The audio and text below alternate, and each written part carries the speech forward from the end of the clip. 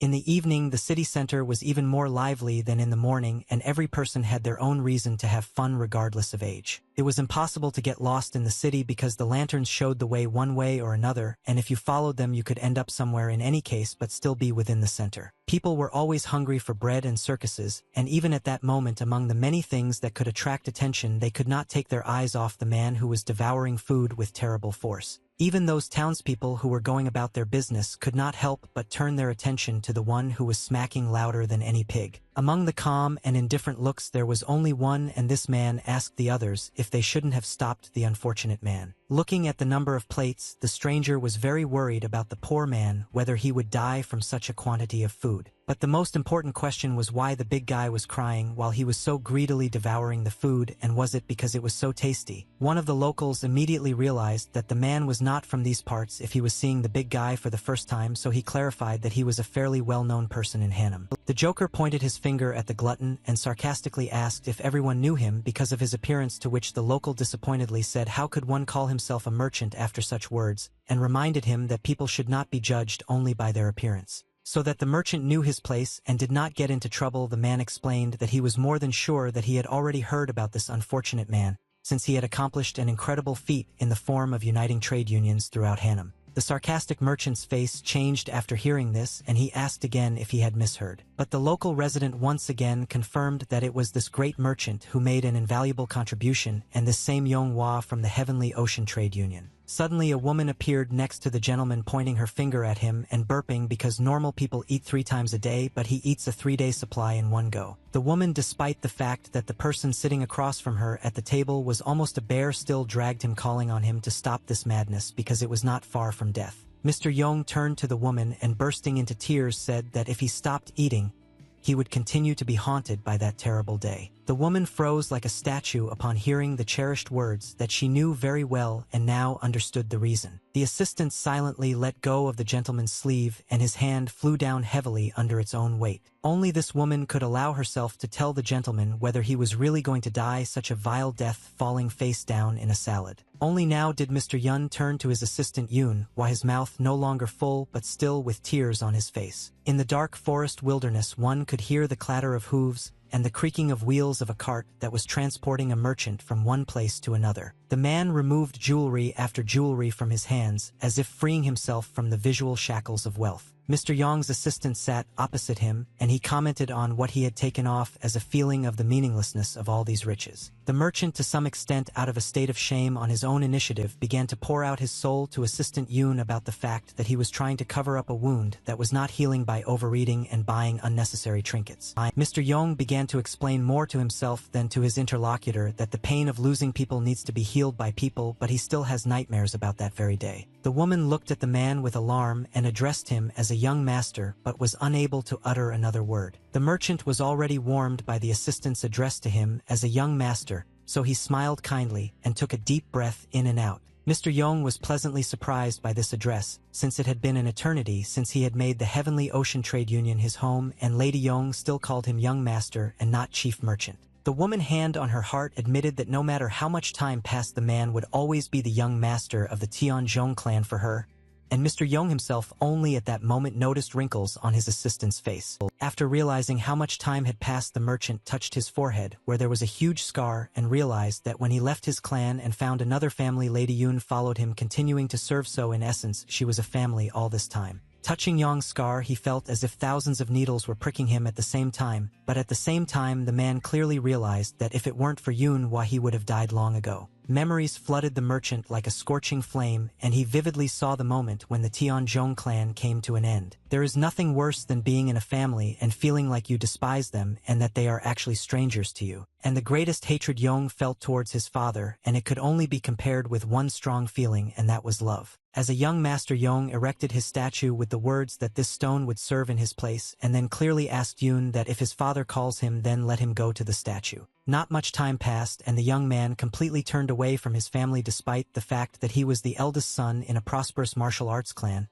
He was essentially sold to the Heavenly Ocean Trade Union in a marriage of convenience. Yong did not refuse such an unfair deal at first glance, but a few years later, his Tianzhong clan was attacked by the Dabi sect. The moment of realizing his true feelings for his family came to the young gentleman only when the house burned to the ground before his eyes. Only one statue stood in the middle of the square, reminding him of the decision the young man had made without sorting out his feelings. At that moment, Yong, washing his face with tears, felt that he hated his father as much as he loved him, but it was too late to change anything. The young gentleman came close to his own statue and hit his head on it with such force that blood immediately spurted out. At that moment, only Assistant Yoon ran to the master, begging him to stop, and in her eyes there was fear of the death of the last person close to her. Even if the young man did not listen to the maid, he still fell to his knees, losing consciousness from such a blow to the head. While Mr. Yong was openly admitting his mistakes to his faithful assistant, something or someone incredibly fast was approaching their carriage. There was not much time left before the collision, and no one even noticed the approach, including the coachman who continued to drive the horses. Yong himself did not know how true everything he said was, but he promised Yoon that he would change to the point of restoring his relationship with his wife and even improving his health. The embarrassed gentleman scratched his head, concluding that he had had enough of grieving, so from now on he would again serve the family.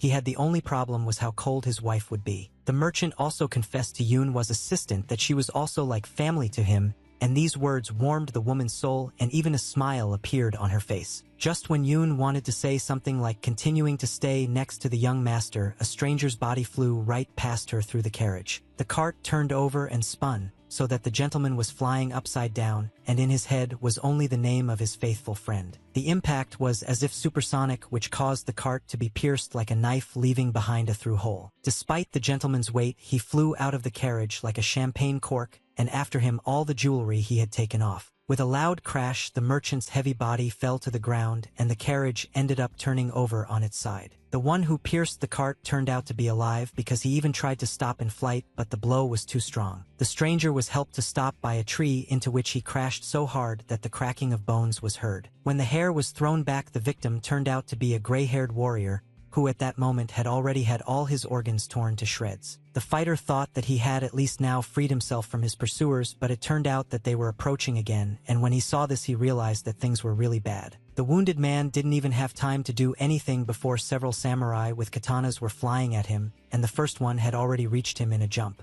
The old man managed to stop the sword with his own hand, which it pierced through, and the killer reminded him that they all warned about the inevitable end and the lack of a way out. Along with the blood, words flew out of the old man's mouth about how every single fighter dared to go against him, thereby betraying him. But instead of an answer, the warrior's body was pierced by two more swords of the killers, who also caught up with him after the first. The very first killer concluded, looking into the old man's eyes, that this was exactly how the almighty Lord of Demons met his death, and after that he said goodbye to him, calling him his dear teacher. Only the old man, gritting his teeth, croaked menacingly, "May the one who looked at him now and the castle of the bloody demon be cursed if he, the ruler, did not grind up and drink his killer alive." The wounded warrior activated his power for the last time, which sent a wave of blasts through all the killers, and he screamed he would have become known as a demonic master if not for everything that happened behind him. Yong was lying face down on the ground all this time, and despite the screams of the demonic master and other horrors, he could not wake up after such a fall. But whoever was destined to die would die, and today it was not the merchant, so even though his head was covered in blood for the umpteenth time, he still came to and rose up.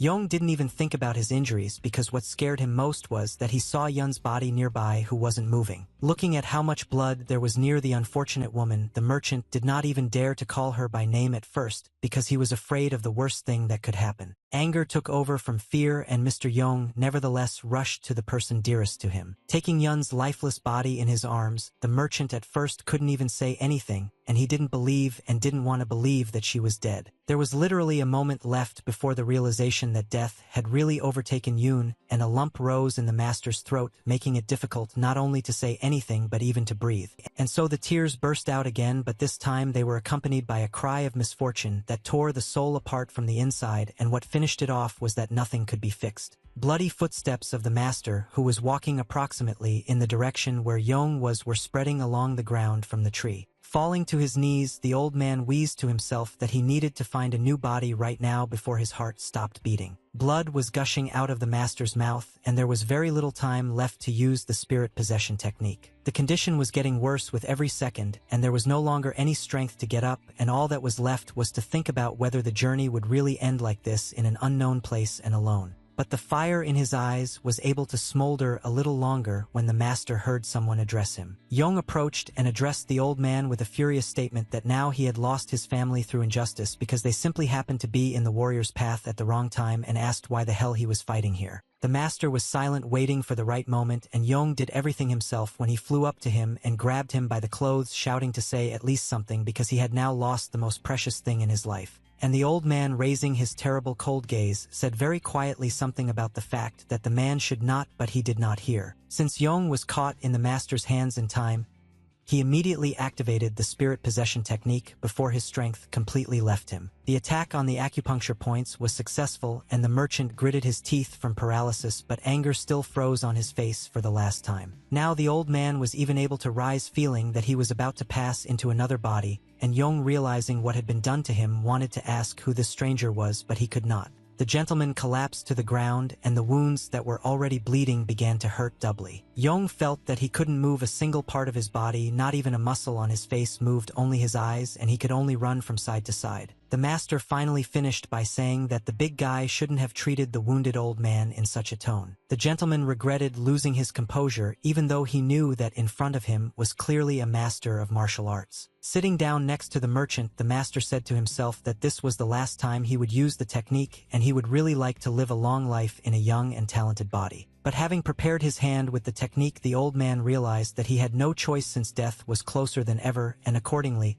he would have to take the body that was there. The master began the technique, saying that even if he were in the body of a pig, it would still be better than dying irrevocably. The elder injected his 160 years of true chi into his left hand and placed it on Yong's body, and in the right hand that lay on the merchant's head was the culmination of the soul and spirit of the demon lord, after which his gaze changed. After the master concluded that he was transferring what he had in his hands into his new body, and touching it, a bright beam of light appeared. The old man's body fell dead on Yong's body, and the remains of blood and equipment rose up in a disappearing trail along with the wind. The Lord was already in the merchant's body, and the first thing he did was to point his palm at the old man's corpse and twist it so that no one would recognize him, thereby trying to cover up the traces of his movement. All that was left was to complete such a terrible ritual, and the master, still controlling the old body, clenched his fist, completely getting rid of the body. The demon lord had already forgotten that he was not in the best body because the feeling of life prevailed. Just as the master wanted to rejoice that he had completed the task,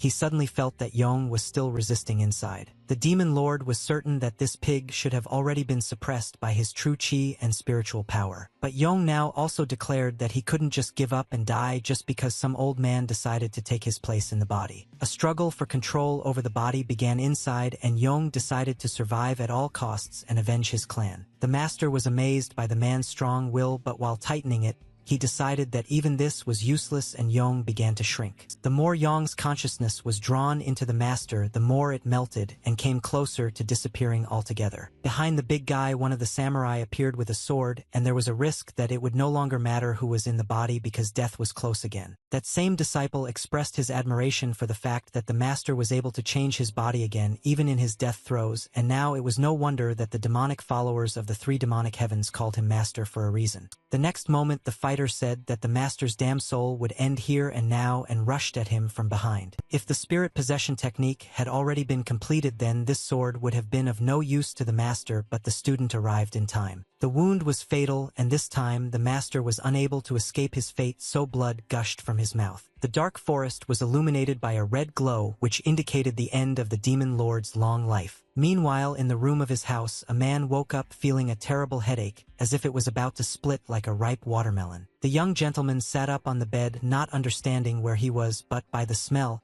he determined that he was probably in the pharmacy. Looking around, the guy realized that he really was in a hospital, and besides the headache, it turned out that he was also terribly thirsty. The young man took what was standing right next to him and emptied the cup completely without even paying attention to what he drank. Only at the end did the liquid acquire a nasty bitterness, and then the gentleman realized that it was most likely medicine. Considering that the young man was wiping his lips with his hand, he immediately noticed that something was wrong with it, and this shocked him. The scream was so loud that it could be heard on the street from close to the house. The poor guy was so scared that he even broke a plate and continued to sit and look at his hands, not understanding what the hell was going on. The guy turned pale and blue at the same time, unable to understand what happened to his hands and what happened to him in general because it didn't match up with what he saw the last time. Yun's young assistant burst into the room shouting young master and asking if everything was okay. The girl immediately explained that she arrived as quickly as possible as soon as she heard a scream and something seemed to break. The young gentleman jumped up and coming up close hugged his assistant by the shoulders, unable to understand how she was not only standing in front of him alive but also so young, so he asked about everything and now Yun was in shock.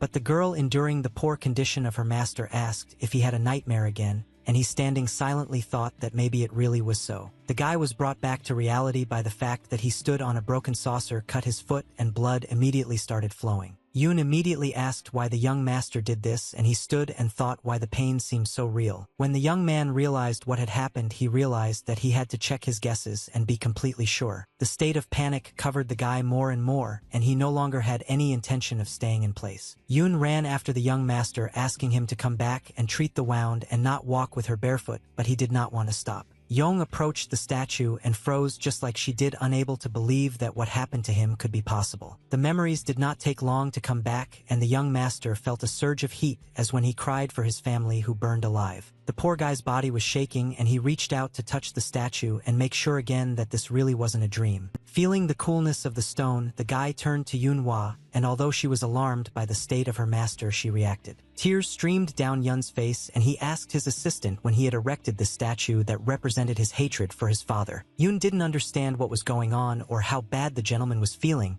but she replied that the statue had been erected 5 days ago. When Yong heard how much this stone had already cost here, he sharply replied that he would find out everything himself again, causing his assistant to have many silent questions both on her face and in her head. The guy grabbed his stone-like self by the shoulders and leaned his head back well. Yong repeated the same fateful action, only this time with a completely different message, which caused the blood to gush out as well, but the statue cracked. The bloody piece of stone shattered into pieces, and the young man acquired a red glow that he had not had before. Yunhua screamed in horror, thinking that the young master had either gone crazy or was about to fall down dead, but he was still standing on his feet. Gritting his teeth like a furious beast, Yong, only after breaking the statue, realized that he was not in a dream but was actually able to return to the past, although he did not understand how. Looking at the remains of the stone, the guy realized that he had 3 years until the most important moment, after which he died inside. There were 3 years left until the moment when his native clan would fall, and this was his chance to change not only his destiny. From the outside, Yun's actions looked horrifying to everyone because they could not explain his actions to themselves, and Yun was the one who was most shocked. But the most important thing is that the young master understood that this time he would protect his people and the Tianzhong clan at any cost, even if it was his life. If you delve a little into history, it turns out that the Tianzhong clan was a fighting clan and was located near the mountain of the same name in Hanam, and for a long time several families named themselves in honor of this mountain, but it was the Yong clan that united them all. After the families united, the people of Hanam gave the clan the name Yong Tianzhong, and those who still remember that time still glorify the clan. Unfortunately, the fame of the Yong Tianzhong clan began to fade and people stopped praising it, so the prefix Yong was removed. Just over a cup of tea, there was a discussion about what the old times were like, and everything seemed completely different 30 years ago. The head of the Yong by Yang clan was confused as to why they had not produced a single martial artist after Elder Yong-gu-san, who was the supreme dragon of Hanam. Sitting in the garden, the gentleman expressed his concerns to the woman about how everyone considered their clan to be just a shadow of its former self, and the most depressing thing was that they couldn't even deny this fact. The lady poured tea and reassured the head of Yang that there was still hope for the restoration of Warin, who would lead them to a better future. But this didn't really help the gentleman because he reminded him of how much his son hated him, and there was a reason for that because he acted for his own reasons, so it was his fault that he got married too quickly and the boy didn't have time to get over his mother's death. The wife smiled kindly and suggested that at the very least, he should be patient since the young man might just need more time. Mr. Yong Bai Yang continued to confess that he had hoped that time would heal the wound, but now it seemed to him that the gap between him and his son was becoming deeper and deeper, especially when he came to him and his statue stood in the garden. His head Yang asked the lady for forgiveness for being too soft and complaining too much, but his speech was interrupted by Yun's scream, who ran into the garden and sounded the alarm. The gentleman turned to his assistant wondering what the rush was and why she was so loud while she could barely speak because she had been running all this time. Bursting into tears and breathing heavily, Yoon tried to say something like the young master suddenly did something, but Chief Young asked her to stop crying and explain everything normally. The girl couldn't bear it any longer and started screaming, saying that young master Warin was critically wounded and was now unconscious. The guy was indeed lying in bed where he was moved after he successfully smashed the statue with his own head. In addition to the headache, the young man had a very bad dream that made him break out in hot and cold sweat. Although Rin dreamed that he was playing near his favorite waterfall chasing fish and his mother was sitting on the rocks nearby. Mom asked her son if he really liked this place so much, to which the little one happily shouted and added that there were so many koi fish here. The boy was very proud of himself for catching a fish half the size of himself and shouted to his mother to look, but instead of his mother's admiration he turned his attention to her. The baby was very scared when he saw his mother lying on the rocks, and trembling ran through his body because she did not answer his call. Sitting next to his mother's bed, the son cried quietly, and the lady meanwhile came to her senses and called her baby in a very weak voice. The woman asked the baby to come to her and extended her hand, although she was very weak, and Rin reached out to her, wiping the rivers of tears from his face, listening to how sorry his mother was that she couldn't go catch koi fish with him. The boy hugged his mother tightly, sobbing, and she said that she was okay, so she asked her son to stop crying. And the next moment the mother's voice changed to a terrible bass with which she told him to stop shedding those damn tears, which seriously scared the boy. When Rin raised his head, he saw that it was no longer his mother who was holding his face, but the demon lord, who was now growling what a weakling the guy was. The old man barked that he would take the brat's head for dessert and opened his mouth full of razor-sharp teeth, continuing to hold Rin with his hands. The young man burst into tears and jumped up on the bed, drenched in cold sweat after such a nightmare. The first thing Rin did was look around to reassure himself that he was at least home. The place seemed both familiar and alien to the guy, and he immediately realized from his feelings that this was his room from his youth. Looking around the room further, Rin tried to figure out what his presence here could mean. And the first thing that came to the young man's mind was to return to the past, although it was not clear how this happened. Rin suddenly felt very bitter from the memories of the time when he hated his father and renounced his entire family. In addition to hatred for his father, that period of his life was remembered by the young master as the death of the head and family, as well as the fall of the clan. One realization was followed by another, that now this is his opportunity to correct the coming catastrophe by the fact that he knows the future and therefore is already half-armed. With the desire to protect his family, which meant fighting a power that he had never felt before, awoke in the guy, and it glowed red. At that moment assistants were talking near the gentleman's room about how he had destroyed the statue by throwing his head at it. The assistant in blue clothes waved her hand, saying that this was impossible since the young master had always been bedridden with an illness, which is why he had not even mastered martial arts, but the other one insisted that she had seen it with her own eyes. The women came to the conclusion that the young master could be possessed by an evil spirit, and as if to confirm this, Rin flew out of the room, loudly throwing open the doors. The guy was on edge, especially when he saw his assistants in front of him, who immediately began to make excuses because they thought that he had heard them, and that was why he was so angry. But Rin stood holding his head and stomach, not understanding what was happening to his body because he felt a surge of heat coming from the lower dantian. The young gentleman was frightened by the fact that with the surge of warmth, he for some reason thought that he needed a woman, and he himself did not understand where such thoughts came from. But the young man remembered the state he was often in, that he couldn't even move properly on his feet, and everything fell into place. Rin also remembered that the energy of that old master was most likely raging within him, and that such power was too much for such a frail body, but it still spread like yang energy. The young gentleman's body writhed from an excess of strength, and he began to feel that if he did not do something now, something bad would happen. The young man rushed forward past the assistants, who were afraid that they would not have any problems now because it was still cold outside, and the gentleman ran away in such a light outfit.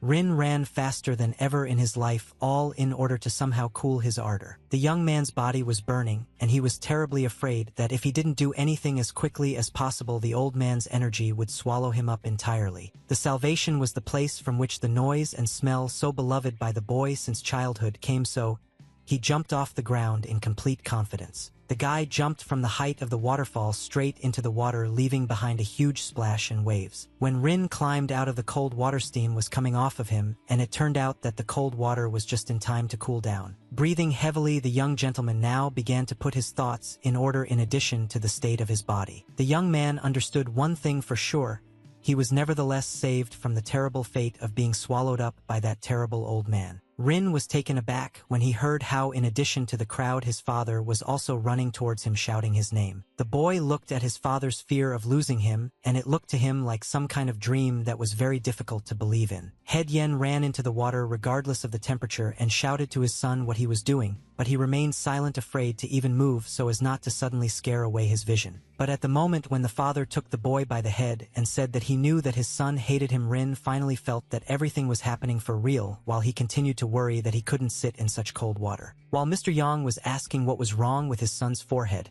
and whether he was okay, the boy mentally said that he missed his father very much and began to cry. Rin was very worried that if he became affectionate towards his father now, everyone would find it strange, but his hands automatically reached forward. The young man decided that it was important for him to try to get closer to his father in a natural way and continued to reach forward. The next moment Rin hugged his father, causing him to freeze in his tracks, but he reciprocated the feeling and did not jump away or push him away. The guy started to say something, but the tears were flowing so hard that the lump in his throat prevented him from saying anything, but there was no need to say anything because his father was also standing and crying, afraid to scare away such a moment. Rin finally felt that he had returned, and he didn't care who was looking at them now, because if it was a dream, he didn't want to wake up, and if their reunion was an illusion, he wouldn't open his eyes. 3 months later, the young master was sitting fishing with his younger half-brother Yun Ki-jun and having a great time. Ki-jong was so happy that he was fishing with his elder brother, and he also felt like he was about to win the bet, which Rin laughed, jokingly wondering if the kid had really been fishing all his life to be able to talk about it so confidently. Having become close to his family over the past 3 months, the guy remembered very well that in his past life, he had not even spoken to Ki-jong, although he had studied a secret combat technique at the time, but due to the blockage of qi he had fallen ill and could not do anything. Due to the health condition of the younger, the Tianzhong clan lost influence and became a branch of the Yuchi clan, and Rin had already become the son-in-law of the Heavenly Ocean Trade Union, and due to his busy schedule learned the news about his relatives too late and was unable to help in any way. Ki asked the elder if he could refuse medication, to which he replied that he had gotten fat because of them, and the younger was surprised when Rin had managed to get fat, and the guy realized that he had almost been caught, so he rephrased that he could get fat. Ki-jun moved the cloth away from the basket and noted that he was very happy with the way he and Rin had been communicating lately. Having shown 2 baskets with different contents, the younger one smiled slyly and asked that he had won the bet. Rin's response was to shout that he couldn't lose again and throw 2 baskets from which all the fish fell out, to which Ki grabbed his head and shouted that this was cheating. The next funny moment was when Rin grabbed the baby with one hand and ran from the bridge into the water, shouting that he caught the biggest fish. Even though Ki was spitting out water because he had swallowed it, Rin was having fun, and only now he realized that the younger one was a very smart young man. As he was leaving home, Rin patted Ki on the head and mentally asked him for forgiveness for placing too much of a burden on him. This time the guy decided that he would become the best version of himself and began to train hard every day. Rin knew that before dedicating his life to martial arts, he had to make sure he was in good physical shape. At times the young man was worried that the Demon Lord's energy could do something to him again, but so far it had not harmed him even once, and yet he still developed the habit of meditating under the waterfall every morning. When Rin finished his meditation and began to get out of the water, he noticed that someone was standing and waiting for him with a towel. His younger sister Yun Seo-lan showed her concern for her brother by coming like this every morning and waiting for him after meditation. Rin approached the little girl, saying that she shouldn't wait for him here every time with a towel, but she laughed and said that she liked how they became friends. The guy rethought that besides Ki-jong, he was also rude to Seo-lan, although in fact she was a very sweet girl and was always so active and friendly, and most of all she loved fireworks, so she often offered to go with her. But unfortunately, every time his sister suggested going to a party with her, Rin would rudely and sharply answer her, "Does he really look like someone who has time for games?" The previous young master once and for all told the girl never to ask him about such things again. The little girl tried twice to offer to spend time with her and twice received a cold refusal. Rin's second encounter with her younger sister was the last time they saw each other. Unfortunately, on the way to the festival, the little girl was killed by someone, and the father personally investigated this, but after some time he was also killed. Now Rin, remembering that he had refused Seo-lan on today's Moon Festival, and the second time a year later on the Yun Clan Festival when she was killed, he was not going to make the same mistake. The young man himself asked the younger one if she hadn't spoken about today's Moon Festival. The little girl even had tears in her eyes when she heard that her brother remembered and asked if he would really go with her. Rin immediately replied that of course he would keep his sister company, but before that he suggested going to get her some new clothes and she was beside herself with happiness upon hearing this, so she wanted to go right away. The young master followed his sister and looked at her as a treasure in his life,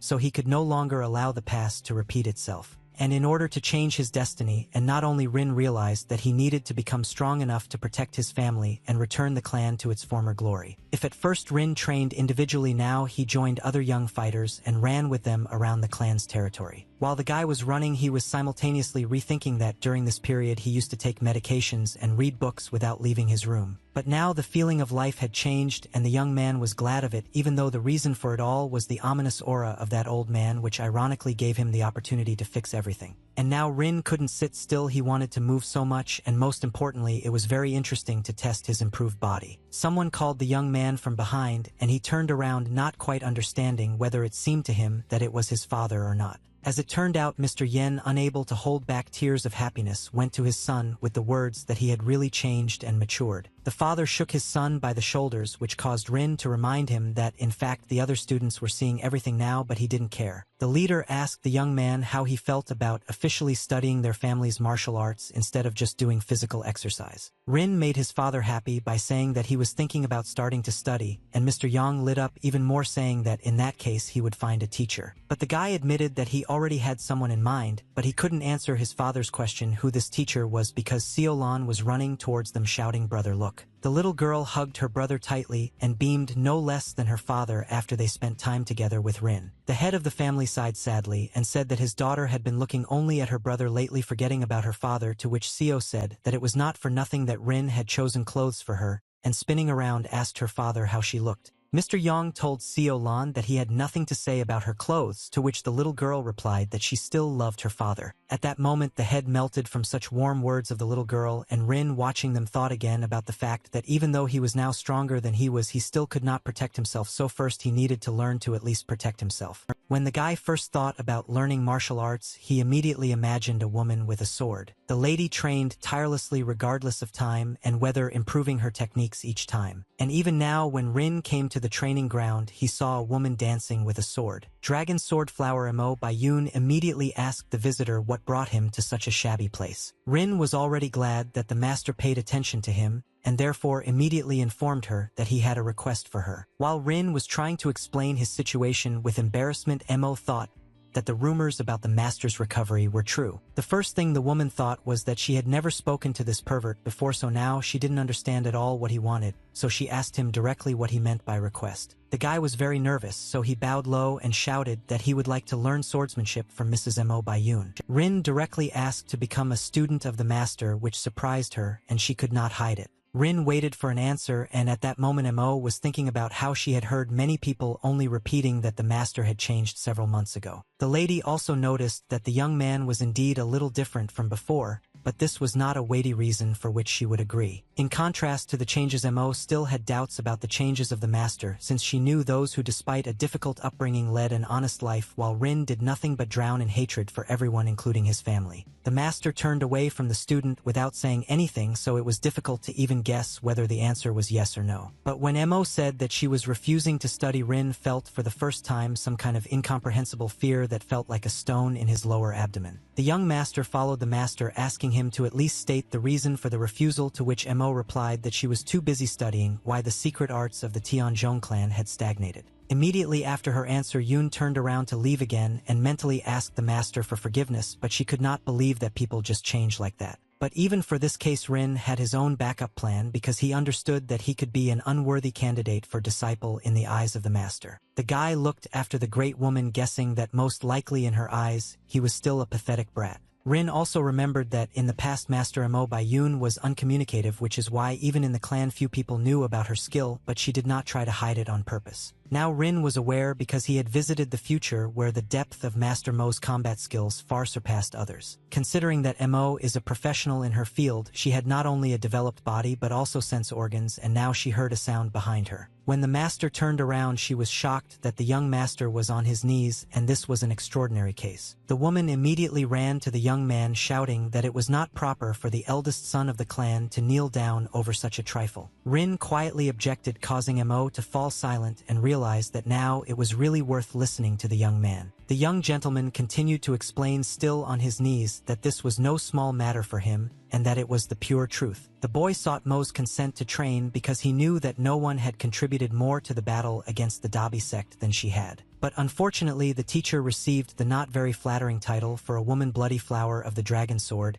and at the same time she still continued to make efforts to restore the clan. Rin's determination to become Mo's apprentice was so strong because he remembered how she died a mysterious death after all she had bravely endured. Knowing that the master had heroically given her life for the clan, the young man simply could not allow this to happen again. Rin watched as the teacher approached him and mentally told himself that he would do anything just so that she and his clan would stay alive. At that moment, Mo looked at the guy, thinking that his behavior was really different from what it was before. To Rin's great surprise, the master said that she accepted his request to teach him how to wield a sword. The young man could not believe what he heard, so he asked again if it was true, to which Mo replied yes. But the teacher put forward one condition in the form of victory in sparring, after which she would definitely accept the young master as a student and teach martial arts. Rin was already panicking, directly saying that there was a gap between them in terms of skill, but Mo said that one touch was enough. The master saw how puzzled the young man was, so she explained that if his sword could touch her, even once, then victory would be his, and added that moreover she would not use her chi or clan techniques. Yoon asked the master if he agreed to fight under such conditions, and if he agreed to the conditions for becoming a disciple, but he remained silent for a while. Rising to his feet, Rin thought that he had taken up training seriously after all, so the situation might not be so dire. The guy, full of enthusiasm, agreed to fight, not even knowing a fraction of what awaited him. Rin lay on the cracked ground, curled up like a poor kitten. The young master was shocked that he was knocked out before he even managed to touch a strand of Mo's hair. It was very difficult to believe that the difference in skills was so great.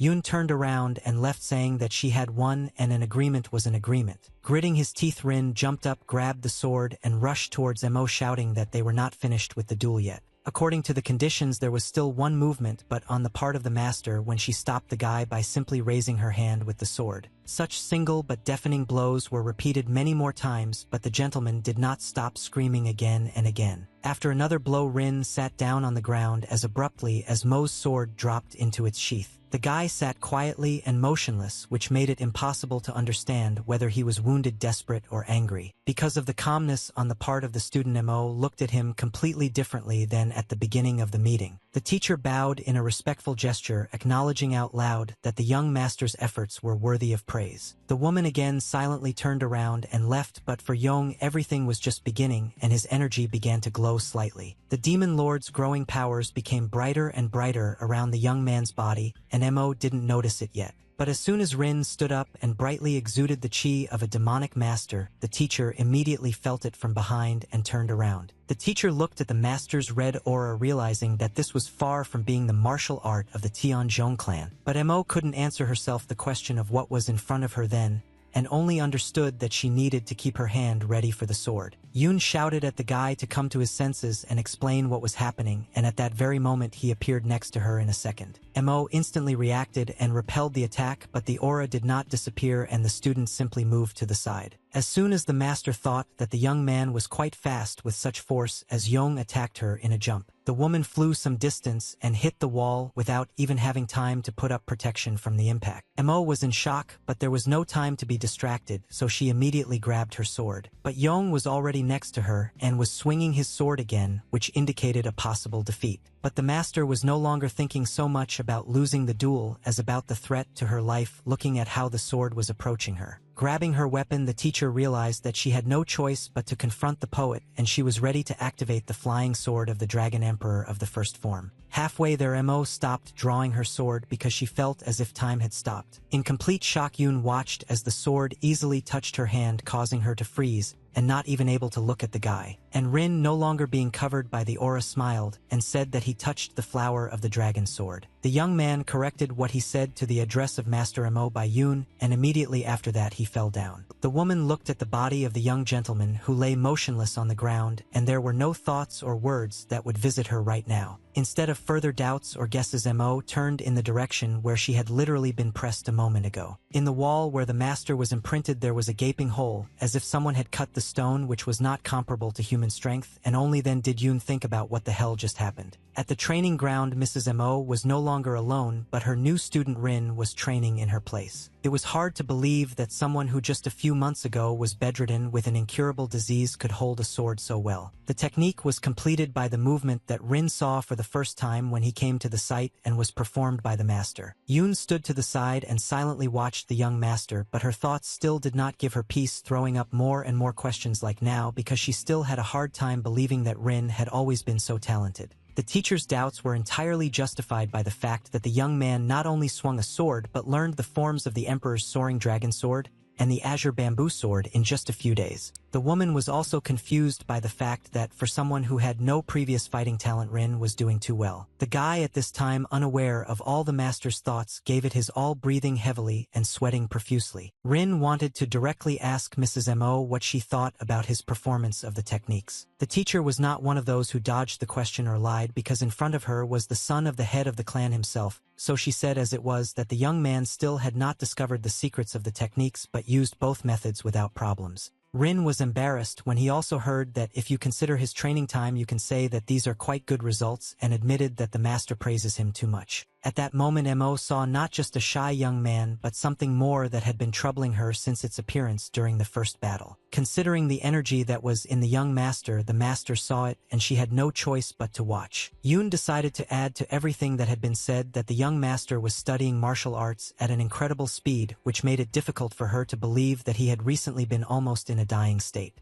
For the sake of complete clarity, the teacher was the first to start a conversation about the red chi that had appeared in the young man earlier. Rin immediately grabbed his head and skillfully pretended to be a dying swan, not understanding how else to explain to him what he had already said many times. The guy immediately demonstrated as an argument the results of the master's blows in the form of bumps on his head, and explained that after that he no longer remembers much. And in order to somehow get off topic, Rin also added that only the flower of the dragon sword could allow itself to treat the eldest son of the clan like that, to which Mo did not respond. Yoon decided to act smarter and, turning away, told the student that she would not touch on this topic further, since she realized that he was not going to answer, and this only alarmed the guy. But even after retreating, Mo made it clear to the young master that as a responsible person and servant of the Tianzhong clan she would watch his every move. Rin again scratched the back of his head in embarrassment, as if it was not the master who was talking to him, but a nice girl, and sarcastically noted that he felt a little scared. Sitting in the evening studying techniques, Yong came to the conclusion that after using two recent sword techniques,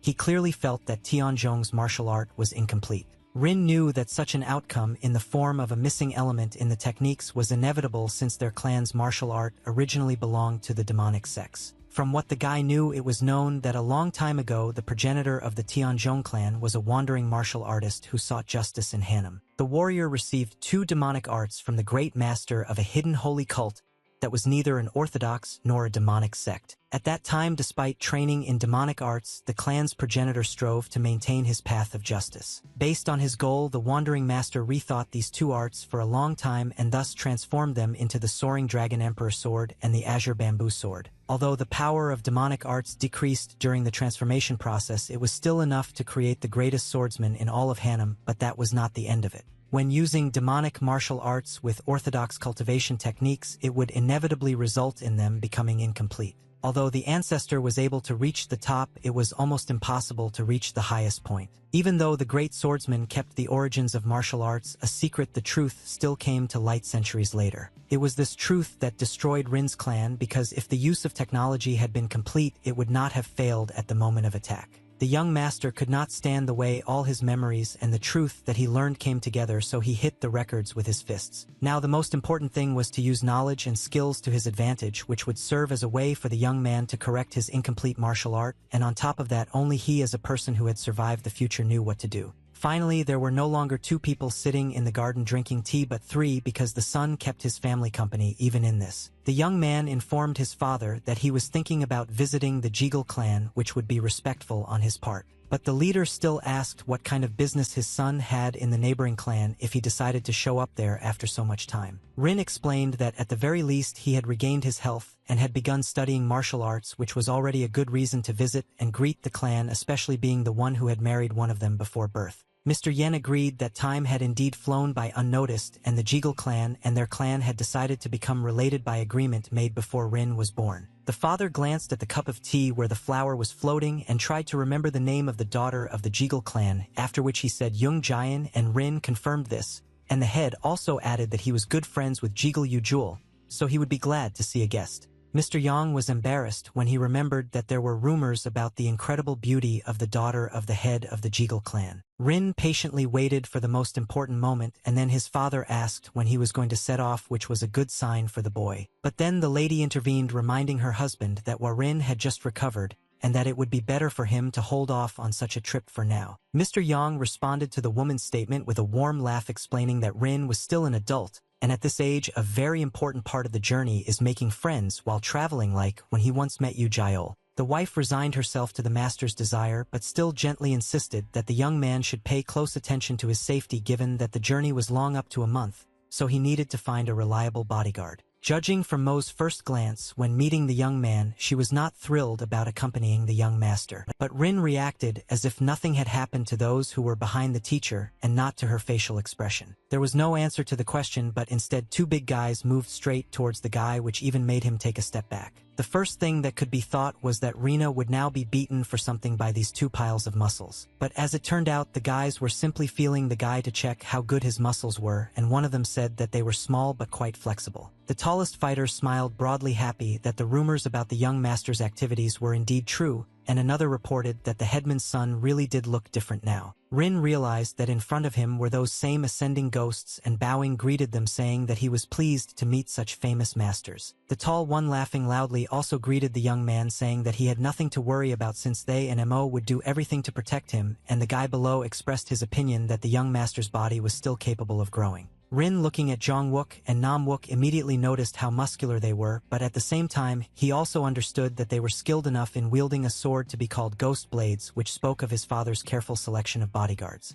For the young gentleman, there was one important point which he reported immediately, and that was to follow him without any questions when everyone went on a journey. At first, Zhong became quite serious on his face, since questions immediately arose even at this stage, which is logical. But having returned a smile to his face, the guy informed the young gentleman of his consent to the conditions he had put forward. Without delay, everyone saddled their horses in anticipation of Rin, who now considered the most important thing before leaving to properly say goodbye to his family. Seo Lan couldn't stop her tears from flowing, asking if it was really that important for her brother to leave them for so long. Rin stroked the little girl's head, asked her for forgiveness, and promised that at the main festival they would go together wherever she wanted. When Seo Lan asked again if her brother was telling the truth, he blushed with embarrassment and said that he was telling it like it is. The father and mother were very happy to see such a picture, because there is nothing more pleasant than a son who has recovered both in body and soul. Rin didn't forget about his younger brother either, so he immediately turned to him after Seolan. The only thing the young man asked his younger brother for was that he would look after his family for the time being. The boy stood there dumbfounded for a moment, because at that moment he felt as if he had matured, and Rin looked at him and wondered if he had always been so tall. Qi Zhong put his hand to his head in a salute and told his brother not to worry, because he would protect their family with his life. Rin turned to his father and mother, who stood there smiling even though tears were flowing from their eyes. Having bowed to his elders, the boy announced that he was now ready to set off on his journey, having said goodbye to everyone properly. Rin mounted his horse and led the way, going first as agreed to show the way. But at some point Rin had to stop the horse because he heard someone shouting, asking him to wait.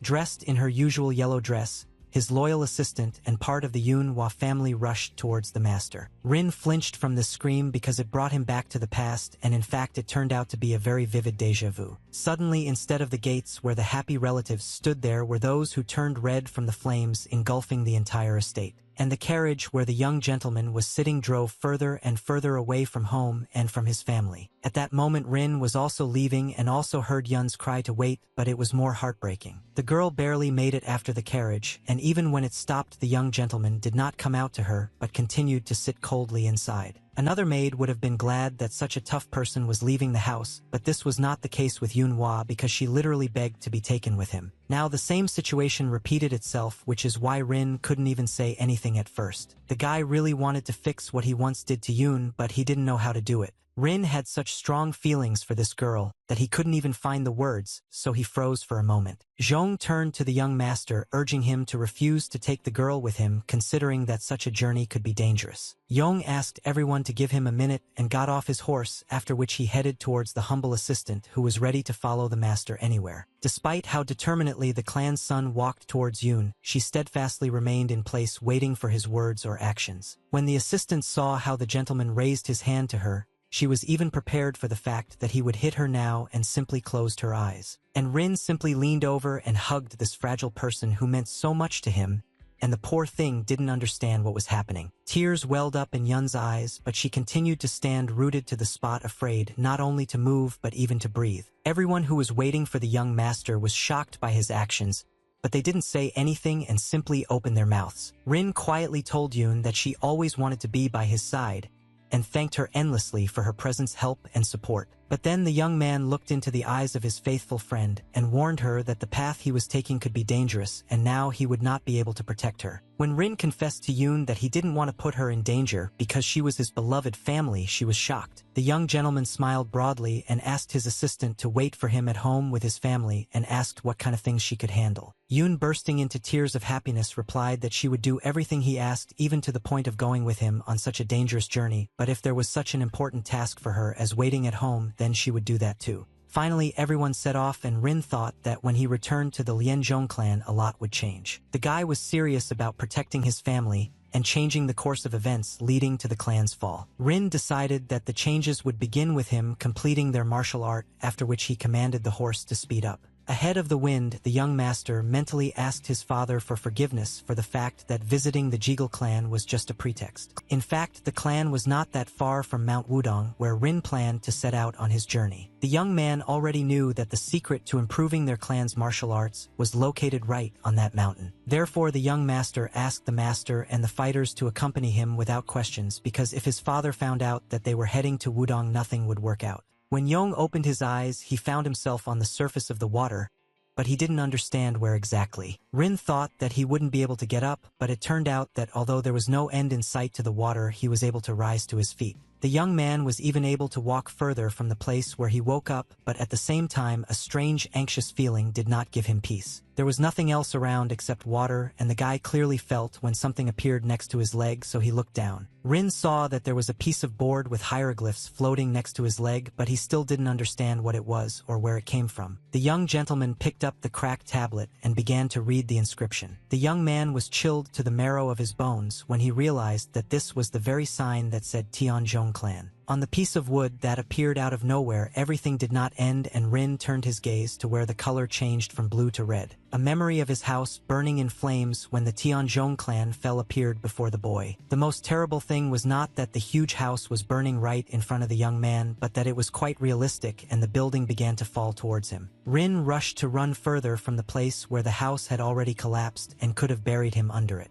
The next moment, the flame took on the appearance of that same demon lord who, baring his teeth again, shouted at the guy that he was a fool. Rin screamed because he stumbled and fell, and the old man's hand with claws as sharp as knives was already thrust at him. The demonic master's eyes glowed like two hot balls, and he scolded the boy for wasting his time on childish games after he had taken advantage of the greatest opportunity that was contrary to heaven. Rin spoke to the old man for the first time and asked how he could still be so strong and know his steps. But the master cut the guy's question off halfway and barked in a fierce voice that he would not be able to change anything no matter how hard he tried. Just as the master wanted to say give him the body, Rin saw that his face was allowing the sword, and instead of his voice, Master Po appeared with a question about what the master was thinking about during their sparring. Waking up from one terrible vision, Rin froze, looking at another, namely how Yoon was flying at him with a sword. Automatically, the guy managed to put up a defense with his sword, but this moment was missed because his attention was not yet with him, although his body obeyed, the weapon flew back. The teacher now forced the young master to finally wake up with a real sword, putting it to his throat. Rin immediately made it clear that he was already here and could hear and see the master, so he immediately said that he surrendered. Mo turned to the young man, noting that he couldn't concentrate today, and asked if he was feeling unwell. At first, Rin hesitated to answer, although he started by saying that he was simply in such a strange state. Then the young man partially confessed, telling the truth that his sleep had been greatly disturbed recently, which was the cause of the discoordination. Jong-wook, hearing that the young master was unwell, offered to join him and his brother to train. While working out, Jong said that the exercises are called reverse lift flow and additional pull flow, and they increase strength, and Nam added that you need to engage the lateral muscles but make sure that the elbows are at the correct angle. Rin hurried away to avoid such a fate, so already drenched in sweat, he said that next time he would definitely join. The young man decided that now was the moment to tell everyone important information about their trip. Having finished training and saddled their horses, the warriors moved on following the planned course. Here Rin decided to say that before they went to the Jegal clan, he would like to look at the Seven Sages Mountain, which surprised Jong. The young gentleman told the team that after reading a book by a famous herbalist, he learned that there was a place on the mountain where one could easily find 100-year-old ginseng as well as monkey wine, which is not so easy to find in the rest of Jianghu. The guys, hearing about the wine, greedily and loudly swallowed the saliva that was almost flowing out of their mouths. Rin immediately caught the brothers on the fact that he heard that they love alcohol so much that people call them rising drunken ghosts. The guys were a little embarrassed by this, and in order not to show it, agreed to accompany the master, but then Master Yoon responded. The teacher explained that the Seven Sages Mountain was located in a region close to demonic sects, and accordingly an orthodox sect like the Tianzhong clan could cause trouble. Rin realized it instantly and said with fox eyes that the enemies would not know that they were from the Tianzhong clan if they did not talk about it. Mo was furious at this statement and shouted that it was inappropriate for the heir of the clan to speak about him so disrespectfully. The master wanted to say something else for the pride of the clan, but Rin, riding forward, asked if it was really that important. The young master explained that if they were to face opponents who asked where he was from, they would hear without hesitation that he was also from a demonic sect, and by doing so he made it clear to the team that survival was more important than pride. After thinking about the young man's words, Zhong asked Teacher Mo why they as an orthodox sect should be afraid of demonic ones, and immediately after that expressed his opinion that he agreed with what the master said. Teacher Yoon immediately asked if the boys were saying such things just to get their fill of monkey wine, and then silence fell and the brothers turned away so as not to be caught. Rin suddenly closed his eyes, telling the master that he wanted to bring some ginseng for his beloved parents, to whom he had already caused so much trouble. Mo looked at this one-man show with suspicion and still agreed to go to the mountain. The young man rode forward again, exhaling heavily, and told everyone that they needed to stop at the nearest tavern. Rin rode forward so that no one would see the sly smile on his face and understand that he was lying. The guy lied about both the ginseng and the monkey wine, but he didn't lie about the fact that there was something important and 100 times more valuable on the mountain. The young master couldn't get the thought out of his head about the poisonous stone demon flower, which would play a very important role. The background story of the flower's origin is that all poisonous insects gathered in a certain tomb when it was time for them to die, and after centuries all the poison from them collected in a puddle that hardened, forming a poison crystal. Nature is nature, and although very rarely a seed could fall on the crystal from which a flower would sprout, the flower blooms right on the crystal, being saturated with its poison and demonic energy, which is where the plant gets its name. Rin knew very well that the flower should be on the Mountain of Sages, but there was one thing. Entering the tavern, the young man heard this, but that the locals had already talked about, and it was about the fact that the martial arts masters of the demonic sects had gathered near the Mountain of the Seven Sages, but no one knew the explanation for this. One of the men quietly said that there was nothing surprising in their appearance there, since a medicine had been discovered that was useful for those who were members of demonic sects. Rin was shocked that these ordinary people managed to find out everything so quickly and spread these rumors. Teacher Mo immediately clarified the point that the gentleman had clearly heard about the direction that the demonic masters had taken, and that it coincided with their path, and accordingly considered that going there was a bad idea. The guy sat over a cup of tea and thought that Yoon was indeed right in that those masters would definitely fight for the flower. But a brilliant idea came to Yun's head, that they didn't need to get into a fight because there was another way out. Rin understood that the last one to receive the flower would be Go Chok, which meant that he would simply need to defeat his heir to the Hubei Snake Dragon sect. The young man even knew that Go Chok had reached the peak of the first level over the past 6 months, and this should be taken into account in the upcoming battle. At the same time, Rin was not going to give up and continued to think about the flower that would become the ingredient that would solve his problem, because the martial arts of the Tianzhong clan are still demonic. Without answering the master, the young man finished his tea and slammed the cup on the table a little louder than necessary. Yong looked closely at the girl and said that nothing in their plans had changed even after hearing this, and they were continuing to head for the Seven Sages Mountain, which left her in shock.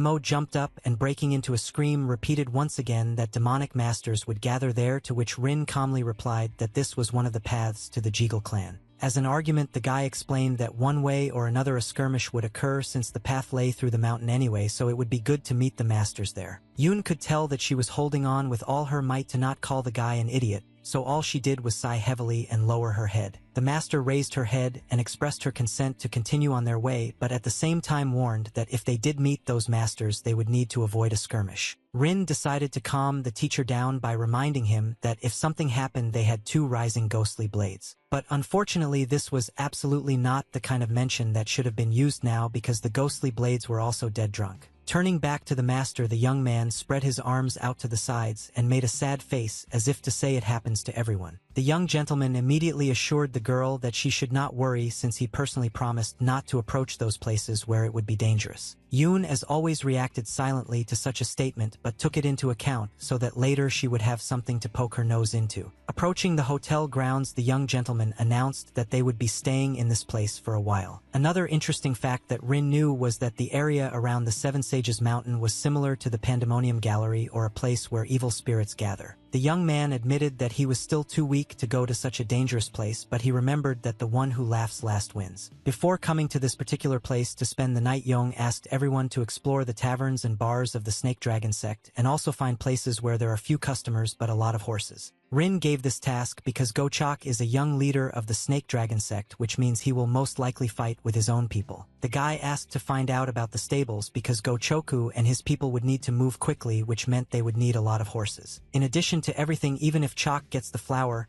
he will not be able to use it right away. That is, he will look into the tavern before transporting it to a safe place. Having put all the puzzles together, Rin realized that Master Go would also go to the tavern that would belong to the sect of Snake Dragons, and here he would have to catch up with him first and get the flower because he was the one who got it in the past. The hotel was found, and now all that was left was to settle in here and wait for Gochok himself to come with the flower. It didn't take long for the necessary guests to arrive, which confirmed all of the young gentleman's guesses. From the hotel balcony, Rin and next to him Jong-wook were watching the newly arrived guests. Brother Nam-wook also came out to the guys to find out what or who they had been watching so closely for some time now. Instead of the master, Jong explained that down there was the same master who also came here for the flower. It was about Gochok, who was also the head of the Snake Dragon sect, and he looked really dangerous. To the surprise of the brothers, young Master Yong cried out that this could not be, but they did not understand what had happened. But Rin realized that there was some kind of mistake here, because now Go should be on the Mountain of the Seven Sages but not in the hotel. The guy seemed to be heard by all sorts of deities, and one of his colleagues ran up to Go with some urgent news. The warrior was telling something to his master, so that only he could hear the news without anyone else. Rin started to get nervous because the distance was too great to hear even a little of what they were saying. But Go himself made it clear with his facial expression that this news did not make him happy, but on the contrary made him angry. The master shouted something to his fighters that was again incomprehensible to the others, but one thing was clear: they all had to gather immediately. Finally, Yun was lucky, and even from the balcony,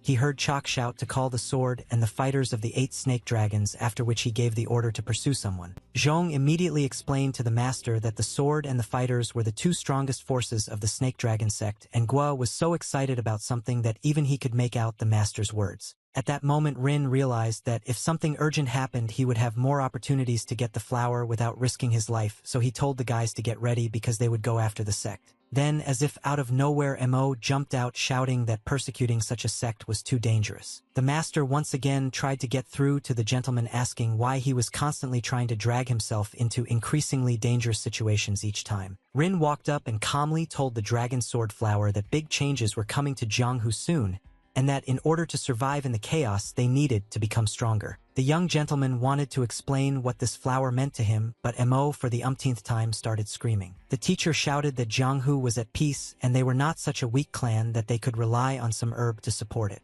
Rin sharply stated that this is where the master is mistaken, because they are so weak that she cannot even imagine. The young man asked directly whether the master really had no desire for strength, and immediately answered for her that naturally he did, because how could such a thing not be interesting to a martial arts teacher? Coming closer, Rin said that despite the interest in strength, the clan is unfortunately so weak that it cannot take part in the fight. Slightly veiled Yong admitted that he had a dream of getting a flower to become stronger to protect his clan family, from any external threats. Being very close to the teacher, the guy said that if she really believed in him as the heir of the clan, then she just needed to follow his orders. Only now Mo looked differently at the one who previously could barely take care of himself and now said what he said. The girl felt uneasy because she never once thought of the young master as an adult. Zhong laughed loudly, admitting that he had never expected to hear such a strong promise from the clan's heir. Folding their hands in a respectful gesture, Zhong and Nam informed the master that they were ready to follow the orders of the young clan leader. The teacher, still digesting what she heard from Rin, remained silent at first, but it was clear from her that the panic inside had subsided. Master Pa folded her hands and bowed, joining in to follow the young master's will. At the same time, Yoon asked Yong to remember that Jianghu is not a place that can be treated so lightly. The young man nodded in agreement and understanding, and then told everyone that they were leaving right now to make it on time. Rin mentally asked teacher Mo not to worry because no one in all of Jianghu knew what was happening better than he, as the one who had experienced everything himself. The fighters of the Snake Dragon sect moved out from the inn towards the mountain immediately after the order from their leader Gochok. Following the demonic masters Mr. Yong and his bodyguards in the form of Master Mo and the rising ghosts of Jongwook and Namwook set off. While the masters were climbing the mountain, spies were watching them from behind the bushes and trees, which from the outside looked more funny than dangerous. The team decided to look down from their hidden observation point and saw many fighters on the hill, although at first there were not that many of them. When Mo turned to the master, he immediately answered her question without even hearing it and explained that Gochok and the members of the Snake Dragon sect were forming an insurmountable network. Zhong, hearing about the network, looked out so sharply that everyone turned in his direction, thinking that it was an enemy, but the guy just anxiously asked if it was time for them to move out in that case. Rin smiled and said that they were not moving anywhere yet because the main squad was slow, and therefore he was sure that they intended to start acting as soon as they saw suspicious people or messengers with medicine. The young gentleman asked everyone to sit as quietly as possible, and so that they could not be seen, and wait for the right moment. Some shouts were heard, and Yong immediately responded to them, but still did not give any instructions. The young man continued to watch, adhering to what he had told the team about holding out until the right moment. Rin voiced his suspicion that the soldiers had found a flower, so they should wait behind by the river, and at that moment Namu became curious about why exactly that place. The guy explained that a person running away would give more preference to water than to the forest. The water began to gurgle louder, but the screams on the contrary died down, and this was a sign to get ready. Rin crouched even lower into the thicket of bushes and asked the others to try to remain as hidden as possible. From the throat of the river and the dense forest, an ordinary man walked without strength and screamed for help. The man tried to cross the river while he could, but suddenly a huge palm appeared from which a purple glow emanated, and the poor man was torn to pieces, which left the team in shock. In the middle of the river, a whirlwind appeared exactly the same color as the palm had been before, but now it shone even brighter. When the funnel settled, a man appeared in the middle of the water, holding in his hand that same demonic flower of poisonous stone. Among the entire team, only Mo questioningly said into the air whether that person was really the flying demonic blood lion. Rin immediately turned to the master and reported that he felt an ominous aura from the stranger, after which he asked if Yoon was familiar with the blood lion. Instead, Mo answered, explaining to young Master Yun that if he were to choose 100 demonic arts experts, blood lion would be among them. After observing Lev for some time, Rin concluded that judging by the way he walked, he was not in the best condition. Immediately after the guy noticed the frail state of the demonic expert, he saw a flower in his hand. Yong realized that the plant was produced by Lev and not by Gochok, and this now meant only one thing. Literally at the moment when Rin made a conclusion about what could happen, Go's army appeared and surrounded the blood lion. The demonic expert did not react in any way to the appearance of the warriors, but at the same time he did not move from his place. Gochok was also already here, and to the expert's face, he concluded that he did not expect anything else from the flying demonic blood lion, except that he came to the mountain and killed the most elite member of their sect. The lion laughed maliciously, saying that he would never have thought that he would end up in a trap of such weaklings as the people of Go. The expert croaked menacingly and said that if it weren't for the bastards from the Tang clan, he would have easily torn everyone to pieces. Gochok also turned to the bloody lion with malicious glee, put his hand under his clothes, and took out a silver tube, asking if he recognized what this thing was. Even being in such a high demonic status, Leo could not believe his eyes that he saw in the hands of the leader a weapon called a rain of 1,000 needles. The expert began to tell how the warrior had obtained such a rare thing, but he himself got ahead of him and said that he had spent a fortune to get it. All the clan fighters were armed with a shower of thousands of needles, so Go told Lev not to be deceived since they had plenty of such goods. The expert did not give up or raise his hands or even retreat but simply continued to stand in place. Blood Lion also had his own advantage in the form of a flower, so he gritted his teeth and got angry and raised water as a protective barrier and then shouted at Gua, does he really believe that a great master would kneel before such a weak weapon? Immediately after Blood Lion's words, Go Chok gave a loud order to open fire and bright flashes appeared with the shots. The demonic master stood in the water and looked up at where the hot needles were flying at him and was ready to fight off the attack. With one movement of his hands, the Blood Lion used the water to his advantage while supplementing his power with the aura of the flower. The column of water rose to the level of the tall building and the water acquired the same glow as the master's aura. The needles from the weapon shattered into pieces against the water wall, but if it weren't for the power of the flower and Leo's skill, the sharp iron would have pierced the water and he would have died instantly. Rin's team watched from the sidelines as what was happening on the river and how the warriors could do nothing about the water column. The young man looked at the Blood Lion's strength and tried to understand whether he was thinking correctly about what it meant. The next moment, the silhouette of a demonic master appeared on top of the water column. Go Choku and his men had to rely on the Blood Lion's chi, and the leader didn't understand where he got so much of it from. When the water fell down, Go noticed how the lion jumped from the water column and flew over their heads. The master laughed as he flew, calling the warriors fools who were nothing compared to him and his skills. The clan leader had no choice but to command the warriors of the second squad of snake dragons to open fire. Now the master found himself surrounded not by Batsvo but by needles, and in the air, he was unable to create any barrier for protection. The expert screamed in pain as the needles cut his body and he began to fall from a height down. The warrior took out his sword and shouted that the Blood Lion had fallen as soon as he was back in the water. Go Chok called upon the 8th sword and the snake dragon blades to kill the demon master and obtain the miraculous cure. The warriors began to carry out the leader's order with lightning speed, swooping down on the master like vultures. The lion coughed and wheezed like a wounded animal, but at the same time all pierced by needles. He rose up, telling Go that he would never find what he was looking for. Having waited for the right moment, the demonic master shouted to the fighters to come to him even all at once, because right now he would take everyone with him to hell. Every movement of the Blood Lion was like a blade, causing warriors to lose half of their heads or parts of their bodies in mid-flight. Of the entire team, Mo and Yun continued to watch such a wild spectacle, but the ascending ghosts could not watch such a thing and Zhong almost threw up. Teacher Yun watched as the river water turned red and silently admitted that she had never seen such a bloody mess before. The most mysterious thing for Mo was that young Master Rin, as a newcomer to Jianghu, was now remaining calm while watching the ongoing massacre. One of the fighters shouted to everyone that Bloody Lion was dead, and he really did look that way after all the weapons that had hit his body. The master fell dead into the water, and the warriors continued to stand and wait for the order from the leader. Finally, Go was able to get closer and shouted to the fighters to search Lev immediately and let them know when they find the medicine. But the men, having examined the bloody expert from head to toe, informed Go Chok that the flower was nowhere to be found. The commander-in-chief panicked when he heard this news, so he ordered to look for the flower better because he had seen it personally,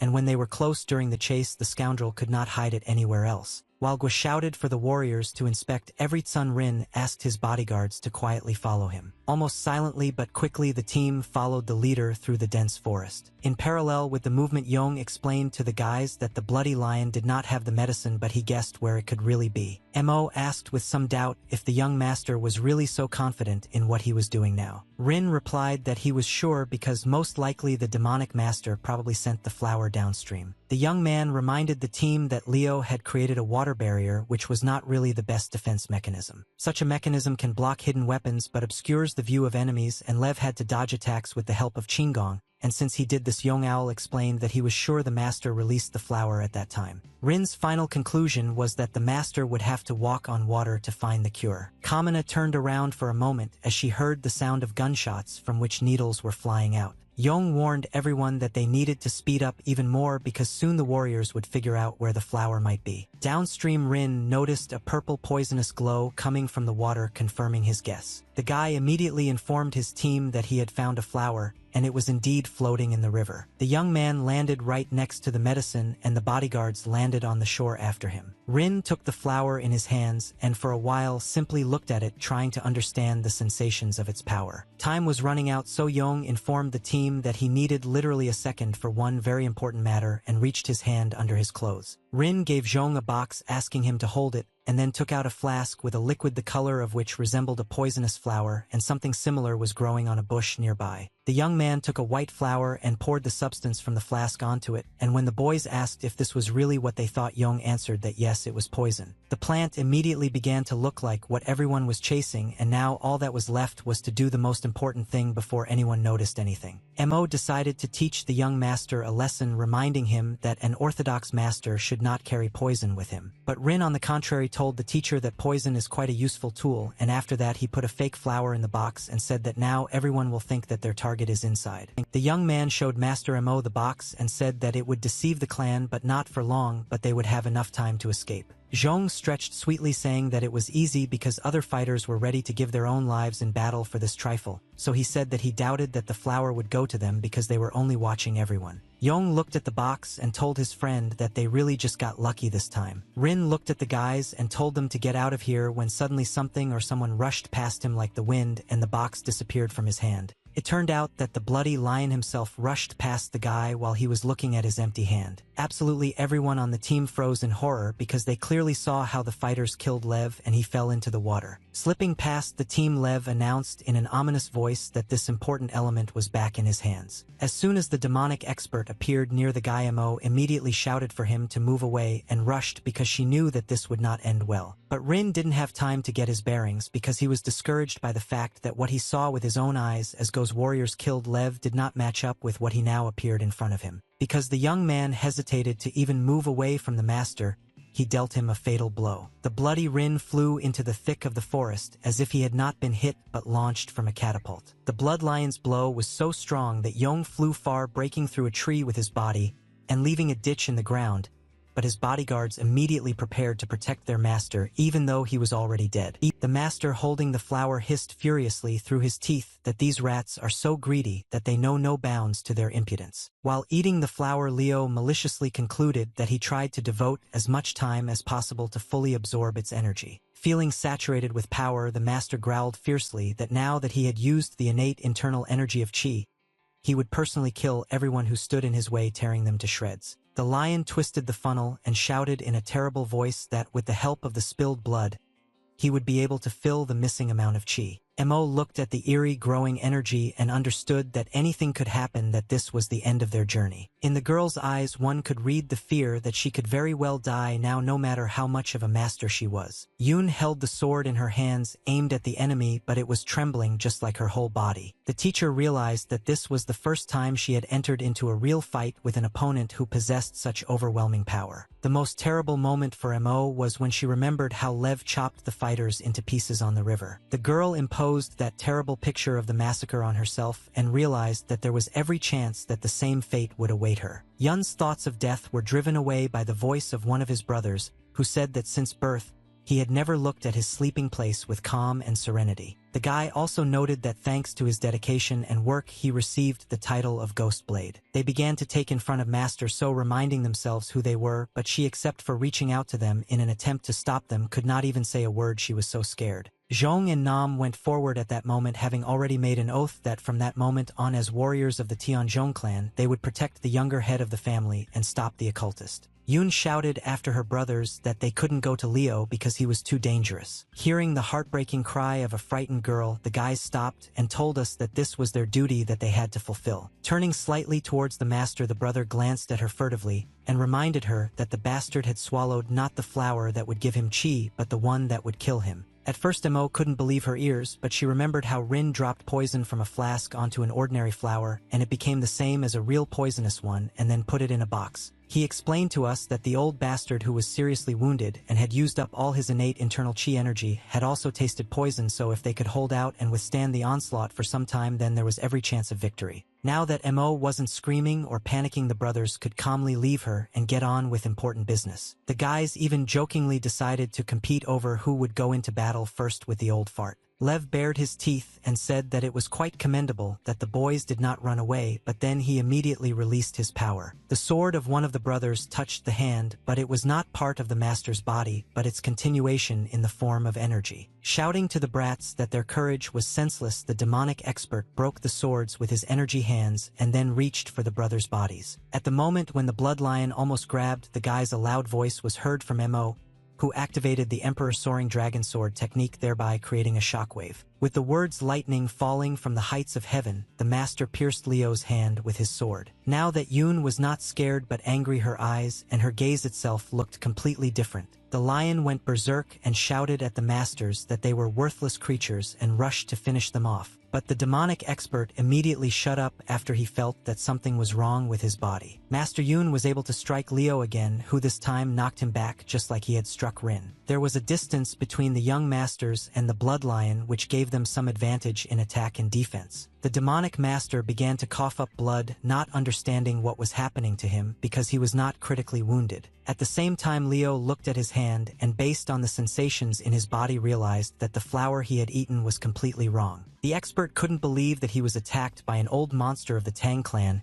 and began to convince himself that if it was the poison of the Tang clan, his organs would have already melted and he would have fallen dead. Leo raised his head and looked in front of him where the three young masters stood, still ready to defend themselves and Mr. Yong. The bastard's teeth gnashed and he screamed, "How dare those worthless creatures commit such a mean act against the senior master." The master threatened the brats that he would break all their bones and immediately bent over, coughing from pain and bleeding. Mo carefully watched the enemy and was convinced of what her brothers had told her about the effect of the poison in his body, which was now visible by his loss of strength. The teacher realized that Lev didn't have much time left, but for that they needed to hold out for a little while longer. The eerie laughter of the demonic master pierced the girl with cold, and she again did not understand what was happening. The lion stood and laughed evilly, saying nothing more, and this knocked out of action everything that the fighters were focused on. Bloody Lion's laughter became louder and louder, and he already grabbed his head from the current situation. Abruptly stopping the performance, the master asked again about what the scoundrels had told him, that this place would become his grave. The lion grabbed his head with both hands, horrified that even if he died, it would not be at the hands of the old monster of the Tang clan or from the swords of the devils of the Snake Dragon clan, but at the hands of small fry whose names he did not even know. Already looking more like a madman than a master, Lev looked towards the young masters and shouted, "Is this even possible?" And then he asked that the bastard he killed first had an elixir. The master headed in the direction where Rin had fallen, telling everyone that if the elixir was still with that bastard, he would take it away, and if he had managed to drink it, he would rip open his stomach and squeeze everything out along with the blood. Leo ran up and rushed at the three bodyguards, and all Mo managed to do was shout that the enemy was attacking. When the demonic master threw Nam aside, Yoon immediately stood up for the guy and did not let Lev go any further. As much as possible, Mo used all the strength of herself and her sword while Lev activated the lightning strike technique. The blow fell on Zhong, who also rushed to help the dragon sword flower. Zhong got hit in the face harder than ever before in all his training, of which there were many. The same thing happened to the big guy as to Rin, because after the blow he also flew far from the battle site. Next in line was Mo, to whom the demonic master's hand was already reaching out, and a pair of purple eyes were looking angrily. Even knowing that she couldn't dodge, Yoon didn't allow fear to appear in her eyes, but armed herself only with rage. Lev's hand never reached Mo because Rin flashed between them like lightning, cutting off the old devil's hand. The young master was able to use the old man's rather dangerous energy to save his people. If you look through Rin's eyes at how Lev hit him and he flew into the forest, you can see that the young man did not fall dead. At the same time, having broken more than one tree, Yona was so battered that she was sitting only thanks to the fact that there was a part of a tree pole behind her. The youth was even able to reflect on the fact that he had not expected an attack from a flying demonic blood lion with true chi at all. With his mind, Rin commanded his body to stand up and as quickly as possible, but it didn't obey him because of the damage. It was not surprising that the boy's body parts could not move,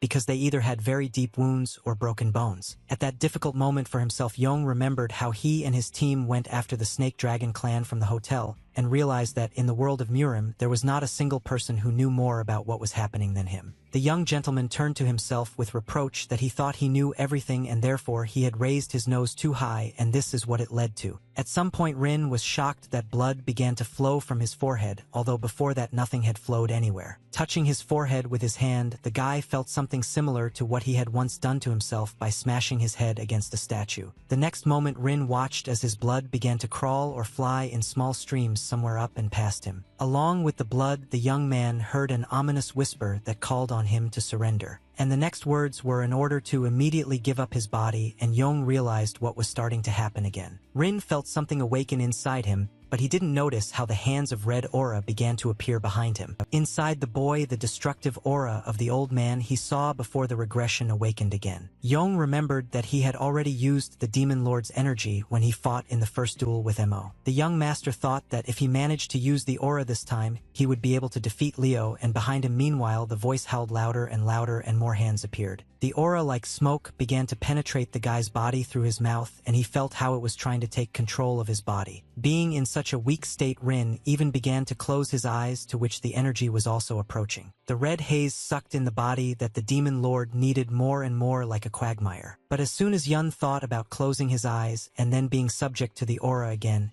he clenched his teeth as hard as he could. The young man's eyes opened wide like those of an animal that does not want to live in a cage but longs for freedom. The guy told himself to wake up right now and ordered not to fall for such talk, after which he began to pull himself out of the red bonds. The old man's voice whispered terribly to give up the body, to which Rin shouted at the bastard to close his mouth right now. The young man, forgetting about how many open wounds he had, and how his limbs were broken, growled menacingly at the demonic master that this body belonged only to him, Yunhwa Rin. Rising from the ground, Rin clenched his teeth and told the old man that the body would never belong to him, period. In order for the Demon Lord to know his place, Rin pointed out that he was just a ghost of the past and nothing more. Having overcome the physical barrier, Yong shouted that next time he would definitely protect all his loved ones. Taking 7 league strides, the guy returned to the river along the ditch he had made. Rin made a jump from the place where he had just recently been lying barely alive in order to immediately fulfill his promise to protect his loved ones. The young master then arrived in time to the bloody lion,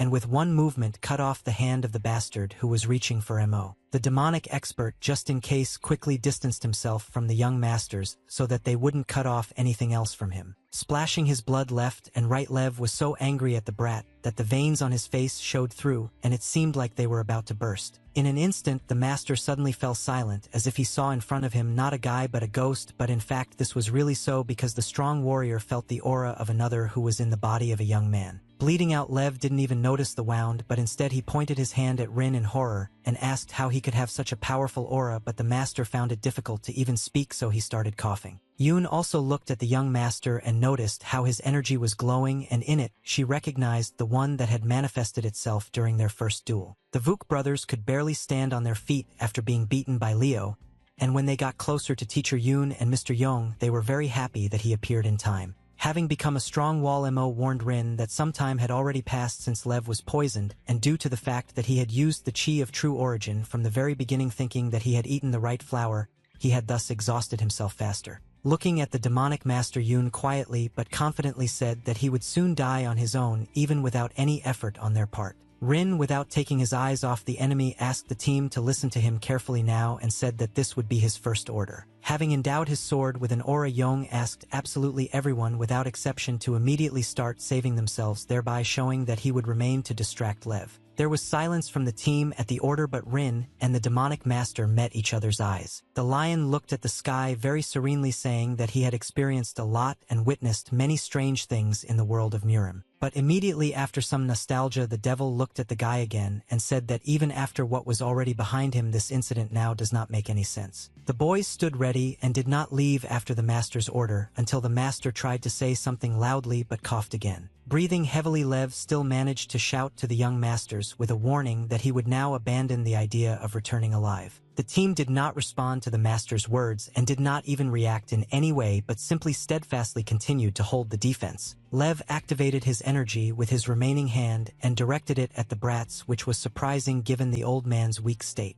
Raising the water, the demonic master told the young man that he had no idea how he would be able to use his power, but it would be better for him to fight at full power, and at that moment all four were ready to attack as one. As two strong waves went towards each other, so four rushed towards one who had no weapon except his chi. Go-Chok made his way through the thick forest, shouting creature, cursing the old man for going so far as to use true origin chi. A river was visible not far away and Go sped up to catch Leo. The leader jumped off the cliff, fully confident that he would fall into the water, but was horrified when he saw what was under his feet. Instead of water, the warriors saw dry, cracked earth that was still emitting steam, indicating that there had literally just been water here. Go was distracted from contemplating the catastrophe by the cry of one of the fighters, who informed the master that he had found Lev. When the leader ran up to the warriors, he saw the body of the demonic master without one arm and heard the conclusion that he was dead. But Go-Chok was not very interested in the old fart, and the first thing he asked the warriors was where the flower was. The fighter had just started to say something hesitantly when Go burst into a scream, telling the guy that if he said there was no medicine, his head would fly off his shoulders right now. The young man heard his sentence but still said that the flower really wasn't there, and with a cry from Go that the bastard fighter swung his sword at him. All the guy did was cover his head with his hands and prepare to die. But there were no sensations, and the fighter, just in case, decided to try to raise his head to at least understand whether he had died or not,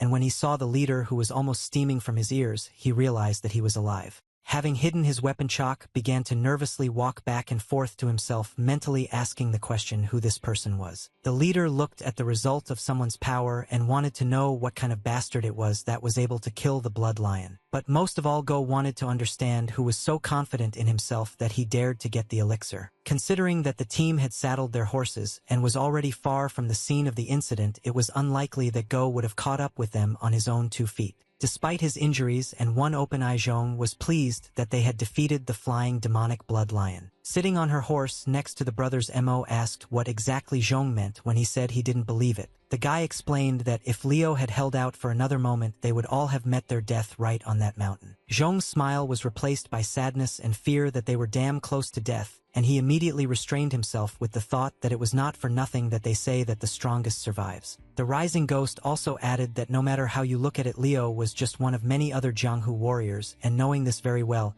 he did not abandon everything and get involved in the fight.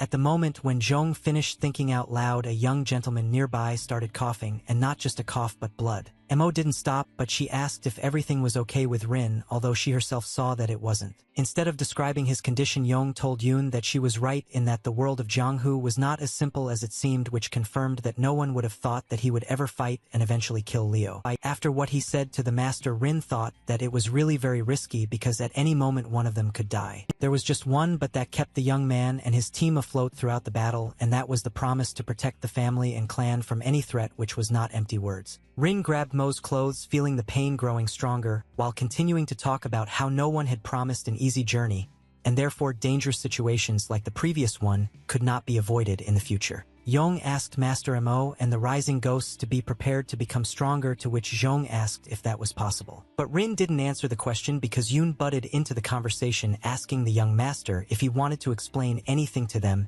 and he didn't understand anything. Turning to the sly young man, the teacher asked an even more specific question about what that ominous aura was for the umpteenth time. Zhong also remembered the master, how he noticed the emission of aura during the battle with Leo. The guy explained that he clearly felt that the aura was not similar to the one that the Tianzhong clan has, but rather it resembled the power of that very lion that is sinister energy. Yoon immediately turned to Rin in horror and shouted that he had mastered some kind of demonic technique, to which the guy was slightly stupefied. Rin had a moment to think about his answer, and he realized that if he told the truth, he would have to give out information about the regression, but because of this the future would change. The young gentleman decided that now was not the time, and after that he replied that he would tell the team about everything a little later. Mo shouted again that they were all risking their lives now, and the master was also trying to hide something from them. Instead of answering, the master felt her shoulder become warmer and noticed blood pouring out. The girl turned to the guy questioningly, but he felt so bad blood was flowing from his mouth that at first he couldn't even answer anything. Gathering his strength, Yong smiled, tenderly agreeing that everyone really was taking a risk, so when the time came to find out about the aura, the team would hear about everything first. Then everyone rode on in silence, hearing that they would be informed about what this ominous aura was and where it came from. Rin started coughing even more, causing Mo to gesture to Zhong that they needed to stop.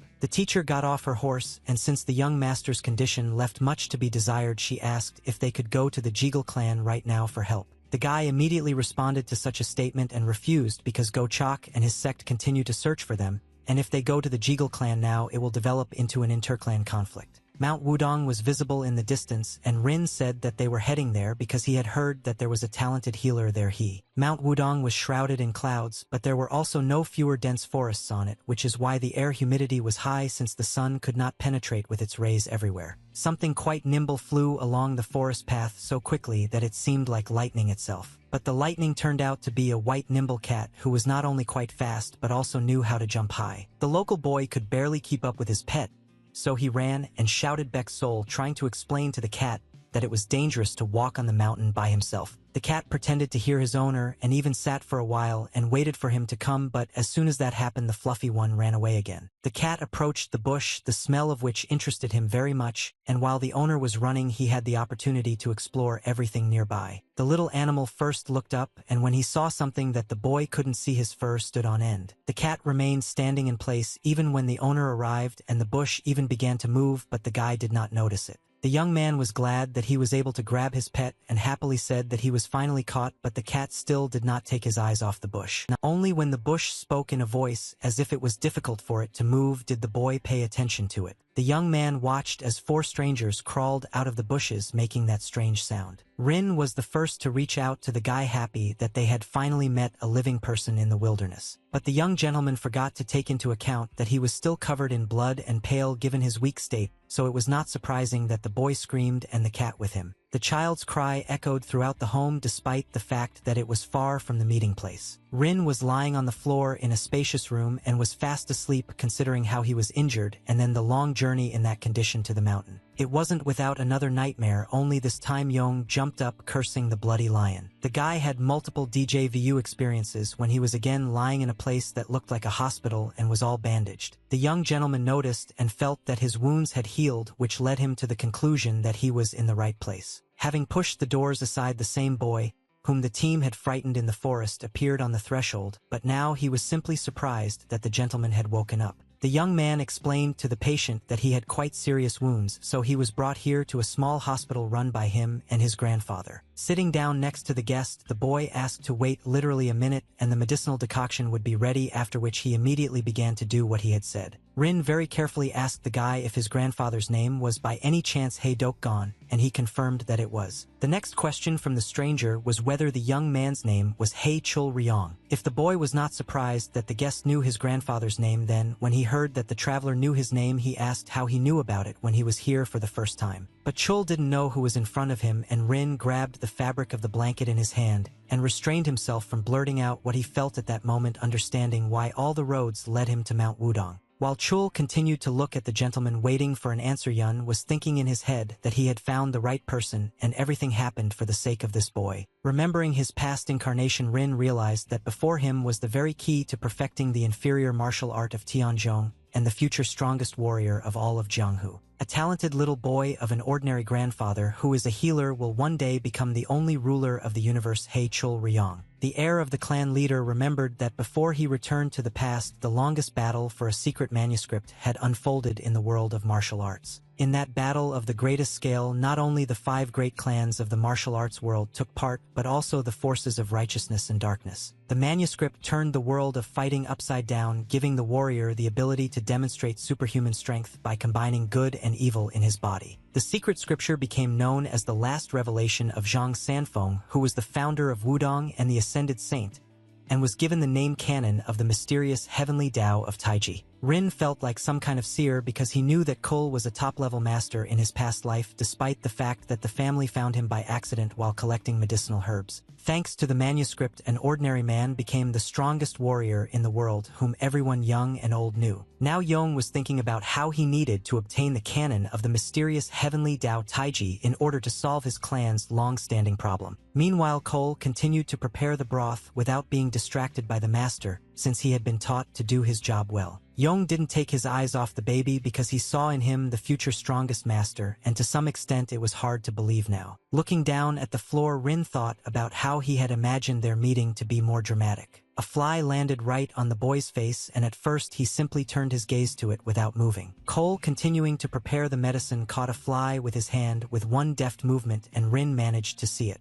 The young gentleman did not hide his surprise at what he had just seen. In addition to his wide eyes, Yun said that such a movement could only be done by someone who had studied martial arts, and Chul, continuing to hold his hand, looked at the master but remained silent. A second later, when the guy realized that the guest had noticed his skills, he came to his senses and said that yes, he really did study martial arts and his grandfather taught him this. Rin was confused and couldn't understand how this happened, and just at that moment Master Hee-dok-gon passed by. The old man asked the young master with a smile how he was feeling, but Yong was taken aback when he saw the senior master. Rin looked at his grandfather, who didn't give any indication that he raised the greatest warrior in history. When Rin followed his grandfather, he saw that his loyal bodyguards were already waiting for him at the house. That master saw that the rising ghosts were rewound in many places, indicating serious injuries, but Zhong still rejoiced and waved to the master, greeting him. Yong approached his team and then turned to Master Hee-dok-gon, introducing himself with his full name and saying that he was from the Tianzhong clan, which was in Hanam like his people, and also thanked the old man for saving them. The old man laughed out of embarrassment and asked not to invent stupid things because his job is to treat people, that's all. But Master Doc noticed what the boy said about the Tianzhong clan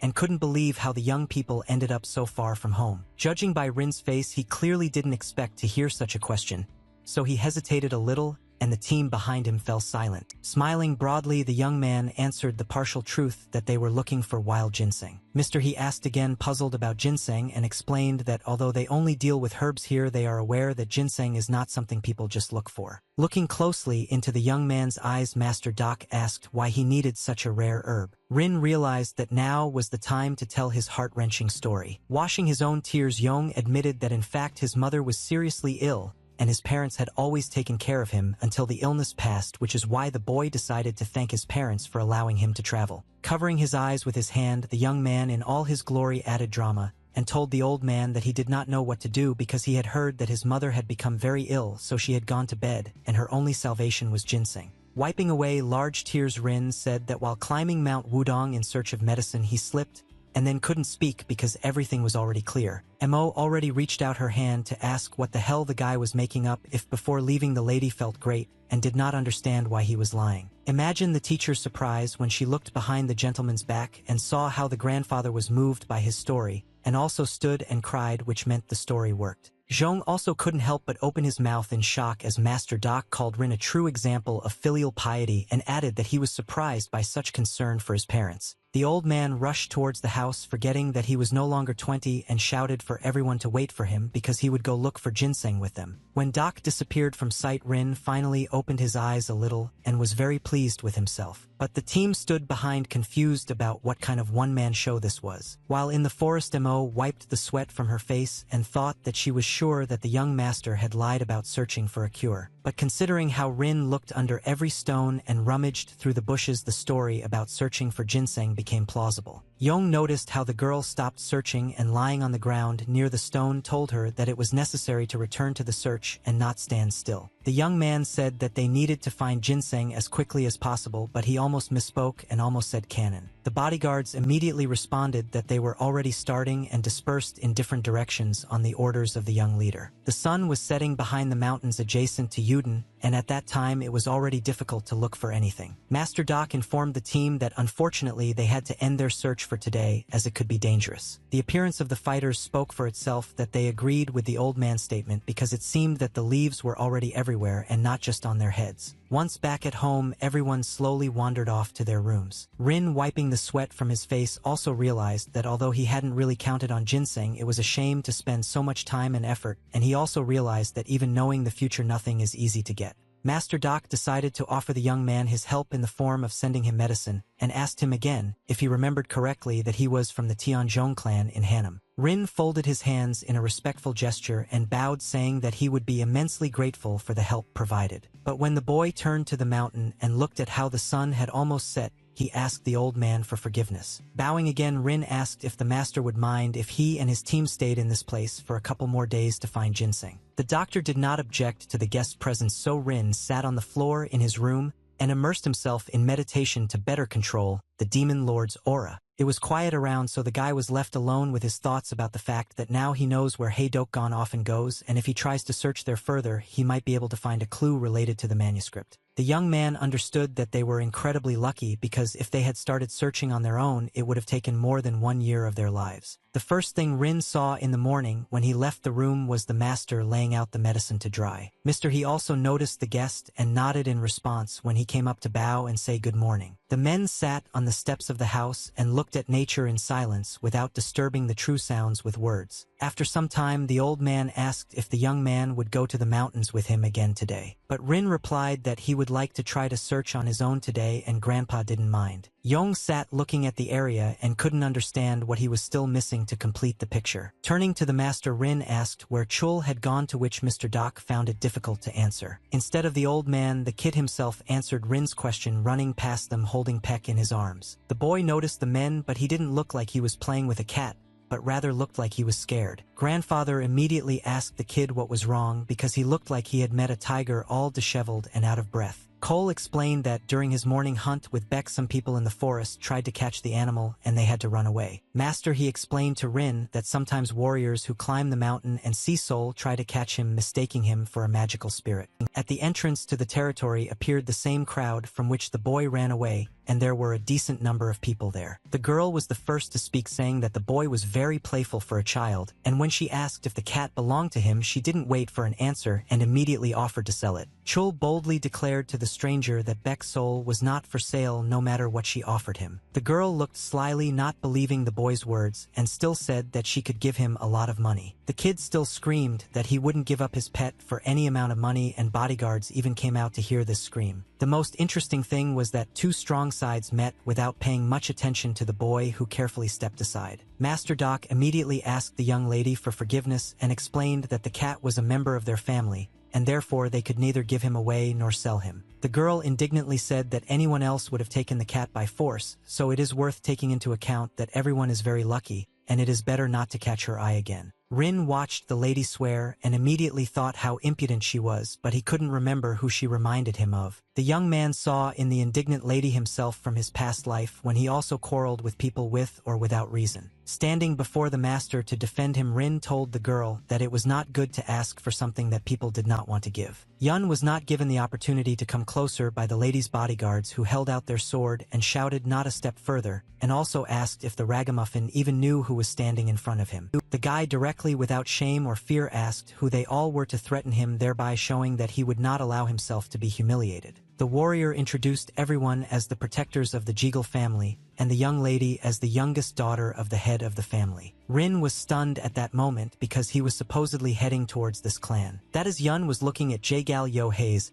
sister, his betrothed Jaegal Jongyun, with whom he became related even before birth. Considering the fact that a representative of the Jeagle clan stood in front of Rin, he understood why even the most ordinary bodyguard had his tail spread so much. The guy acted wiser, and instead of also looking down on the guests, he greeted them by saying that he was very pleased to meet the daughter of the Jeagle family. That same bodyguard who was itching to punch the brat muttered through his teeth, "Who the hell is Rin?" Instead of the young gentleman's answer, the loud footsteps of one of his bodyguards were heard, who was walking towards the upstart from the Jeagle clan, saying that he was already fed up with this attitude. So far the two thugs have only clashed with looks and words, and Zhong was the first to start asking the big guy if he was too cocky for an ordinary bodyguard. The first touch of foreheads had already happened, and Zhong was ready to proudly say that they were actually also from a famous clan in Hanam, but Rin interrupted him in his further words. Mr. Yong said enough, and the two bulls walked away from each other, after which the young man said that they were ordinary travelers who decided to visit Mount Wudong. Just in case, so that there would be no more clashes, Rin went forward again and stood in front of Zhong. Young Miss Jaegal, he covered her face with a fan,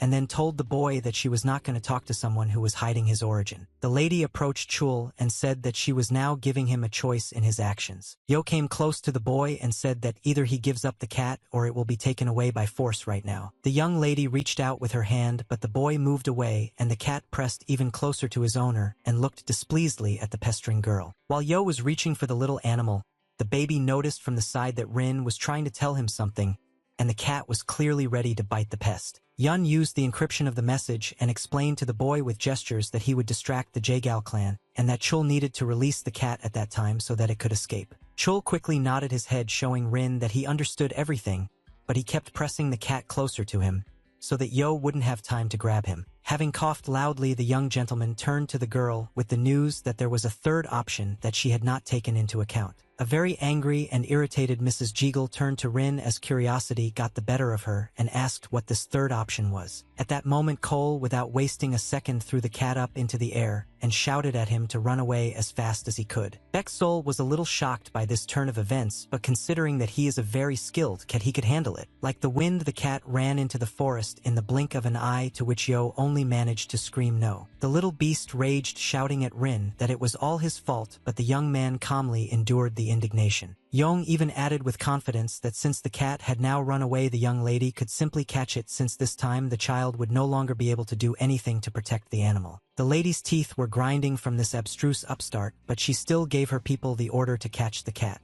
Immediately after the command, the entire group of bodyguards disappeared from the scene, leaving behind only a dusty trail. The guys looked at each other, pointing up to show that everything worked perfectly, while Yo was almost steaming from his ears from the boiling. In the evening, the bodyguards returned with a pile of leaves on their heads, but without the most important catch. A crowd of strong men informed their mistress that they had failed the task and had lost the cat. Unable to contain her anger, Yo shouted as the warriors of the Jeagle clan were unable to cope with catching an ordinary cat, but the men tried to convince the lady that the cat was unusual because it was as fast as the wind, so they thought it was a spirit. In a rage, Mrs. Jeagle turned around and went to her people, telling them that sooner or later the beast would return, which meant the warriors would catch it again. At that moment, Mo approached Rin and quietly said that in front of them was most likely Mrs. Jaegal Yo, he herself, who was the youngest daughter of the Jaegal family, and this meant that they had angered the one who was called the Jaegal Demoness because of her character. Master Yoon also mentioned that despite her hot temper, the young lady is known for having surpassed the clan's geniuses by becoming the vice chief of the intelligence service. Taking Mo aside, Rin informed her that for now it would be better for them not to reveal which clan they were from. Yong confessed to the teacher that he had absolutely no idea what the young lady had in mind with her spontaneous visit. But at the same time, the guy reminded Yoon that the most important thing for them was to continue what they came to the mountain for, namely the search for a cure. Walking towards the house, Rin noticed how Chul was standing sadly looking at his empty hands and realized that he needed to approach him. Having lowered himself to the baby's eye level, Yun asked if he was worried about his cat, and Chul admitted that he was very worried. And then the young man stroked the young fighter on the head, assuring him that there was nothing to be afraid of because his cat was very smart and fast, which meant those thick-headed big guys wouldn't catch him. Smiling, Rin reminded the boy that he himself knew very well how fast his Beck-Sol was. Mo watched from the side as the young master consoled the boy and was once again convinced that with this journey he was changing more and more each time. In the evening, Master, he carried 2 huge mugs of wine made from the best medicinal herbs to the Vuk brothers, thanking them for their help, and although the guys tried to pretend to be embarrassed and modest, saying that they shouldn't have done this, saliva was already flowing from their mouths. Grandfather smiled at the boy's modesty, but before he could even finish telling them that he still insisted that they treat themselves, 2 barrels disappeared from his hands. The brothers poured wine into themselves, as if there was no dust, not even water from the word at all. It flowed to them, as if into dry earth. Master Doc stood a little confused by such a greedy savoring of his wine, while Mo from around the corner of the house watched the behavior of the bodyguards. As soon as the boys drained the barrels, the grandfather rushed to the side, saying that he would bring more wine now, but Mo also went somewhere. Yoon was taking an evening walk before going to bed, when suddenly, along with the wind, some other sounds reached her. The master noticed that under the moonlight, Rin and Chul had a duel, literally using the sticks they could find on the ground. Teacher Yoon noted that the baby was holding his stance, as if he had studied martial arts. Cole was the first to attack in the duel, rushing towards the young master with a bamboo stick. Rin remained in place waiting for the boy's blow, but he was not going to give in because he knew what he was capable of. Sure, Yong blocked the kid's attack and the bamboo stick flew back, but it was still a great try. Despite such a toy fight, Mo was surprised that this was the first time she had seen something like this from such a young talent. Yoon admitted to herself that although Cole was a child, he behaved like a warrior who had clearly been trained, and the master was able to repel an attack from a bamboo sword with an ordinary stick the first time. The teacher realized that talents were growing at an unimaginable unimaginable speed, but at the same time it seemed to her like something beyond imagination. In the morning, Rin was already outside walking around the area and stretching sweetly after sleep. The guy couldn't miss the fact that Mrs. Jeagle was already standing in front of him, and as always she had a displeased look on her face. Rin noticed the lady's crossed arms gesture and was pleased that this was an indication of another failure in the search for the animal. The young man made an attempt and greeted the young lady by saying good morning to her, but there was nothing good in it for her. It was unclear to whom and what the young lady wanted to prove more, but baring her teeth and clenching her fist, she told Rin that sooner or later she would catch the cat and take it for herself. Yong knew that he was playing with fire, but he couldn't help but ask why in that case the lady wasn't looking for and catching the animal. Already more sad than angry, Yo reported that she had more important things to do at the moment, and again mentioned that she would definitely catch the cat next time. When the girl turned around and walked towards the exit, Rin waved after her with relief, wishing her a good journey. Everything would have been fine by now, but considering that Yo is the vice head of the intelligence service, she turned around and said that she didn't hear what clan the young man was from last time. Rin, falling for the fool, kindly repeated that they were from a small clan in Hanam, which the lady most likely had not even heard of. The girl again turned around irritably and walked away empty-handed, and it turns out that for the second time she was unable to catch even some information. Yong watched the crowd of people leave, noticing how furious the girl was, and really hoped that when he arrived at the Jeagle clan he would not run into her. Meanwhile, Yo walked ahead of her bodyguards, realizing that everything she heard from this upstart was a lie down to the last word. The young lady was angry that the owner of such power was only a master from some unknown clan. Yo immediately noticed that both the guy and his companions had unusual strength for simple wanderers. The girl gave an order to her people that she needed any information about those wanderers, including what clan they were from and what martial arts they studied. The chief bodyguard immediately accepted his mistress's order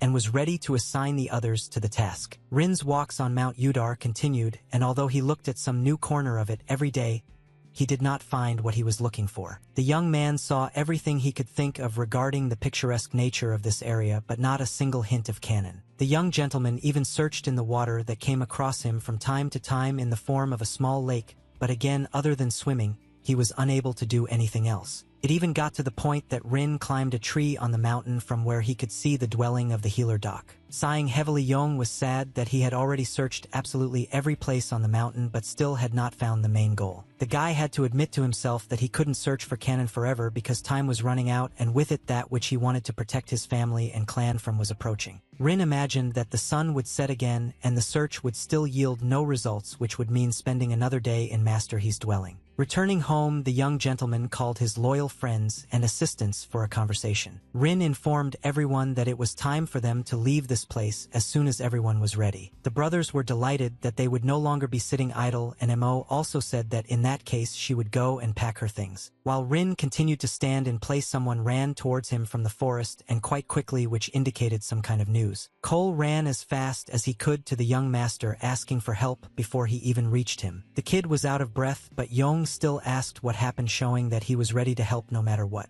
The boy cried huge tears, explaining that something had happened to Baek's soul and that he might even be injured. To confirm his words, the baby immediately showed in his hands a piece of cat fur that was not white but dirty and bloody. This angered Rin because he realized that the warriors had resorted to cruel measures to catch the animal. Cole expressed his concern that the cat should have returned home a long time ago, but he is still not there, which means he was injured and is possibly lying dead somewhere. Rin turned towards the house in order to curb himself and his anger towards those donkeys who had so abused the animal. The first thing the young man asked Cole was if he knew about the river cat, but the boy did not understand what it was. Rin explained that river was the place where the baby first met his pet. Cole gathered up the courage and fortitude to stop crying and said that he knew such a place. Yong immediately stood up and went towards the forest, telling the kid that he would help, although at first he didn't even believe it. When Chul asked the guy again if he really would help, Rin replied that Baek's soul was his family, which meant that of course he would make every effort to find him. To make it faster, Yong took the boy on his back and sped up the search for the cat as much as he could. Despite the enormous speed, the boy managed to keep an eye on the road and show Rin where to turn. The boy sped up when the kid shouted that he needed to turn towards the cliff. Once they got closer to where the cat was found, the boys walked more slowly, so as not to lose any possible traces of the animal. There was very little time left before the boys would reach the foot of the cliff, but Rin was still carrying the boy on his back. Just in case, the young man asked Chul if what they were looking for was down there, and he confirmed what he had said and wanted to get down. The boys walked around the cliff shouting the cat's name or simply calling him as they usually call such animals, but they did not hear any sounds in response. Suddenly Cole emerged from the bush and called Rin to come quickly to him and look at what he had found. The boy cried again because he saw traces of his pet's blood and fur. The guy realized that if there were a lot of tracks here, it could indicate that Peck was somewhere nearby. The boys moved further away from the tracks that Cole had found and continued to shout the cat's name. Rin was very sad to see how scared the baby was for his pet, and he tried to console him by saying that it seemed to him that Peck was already very close, and then he really saw something suspicious. Behind the thick bushes, there was a stone near the cliff that seemed to be blocking some kind of passage. To console the baby, Rin pointed out a boulder behind which there was most likely a cave, and Beksol was most likely hiding in it.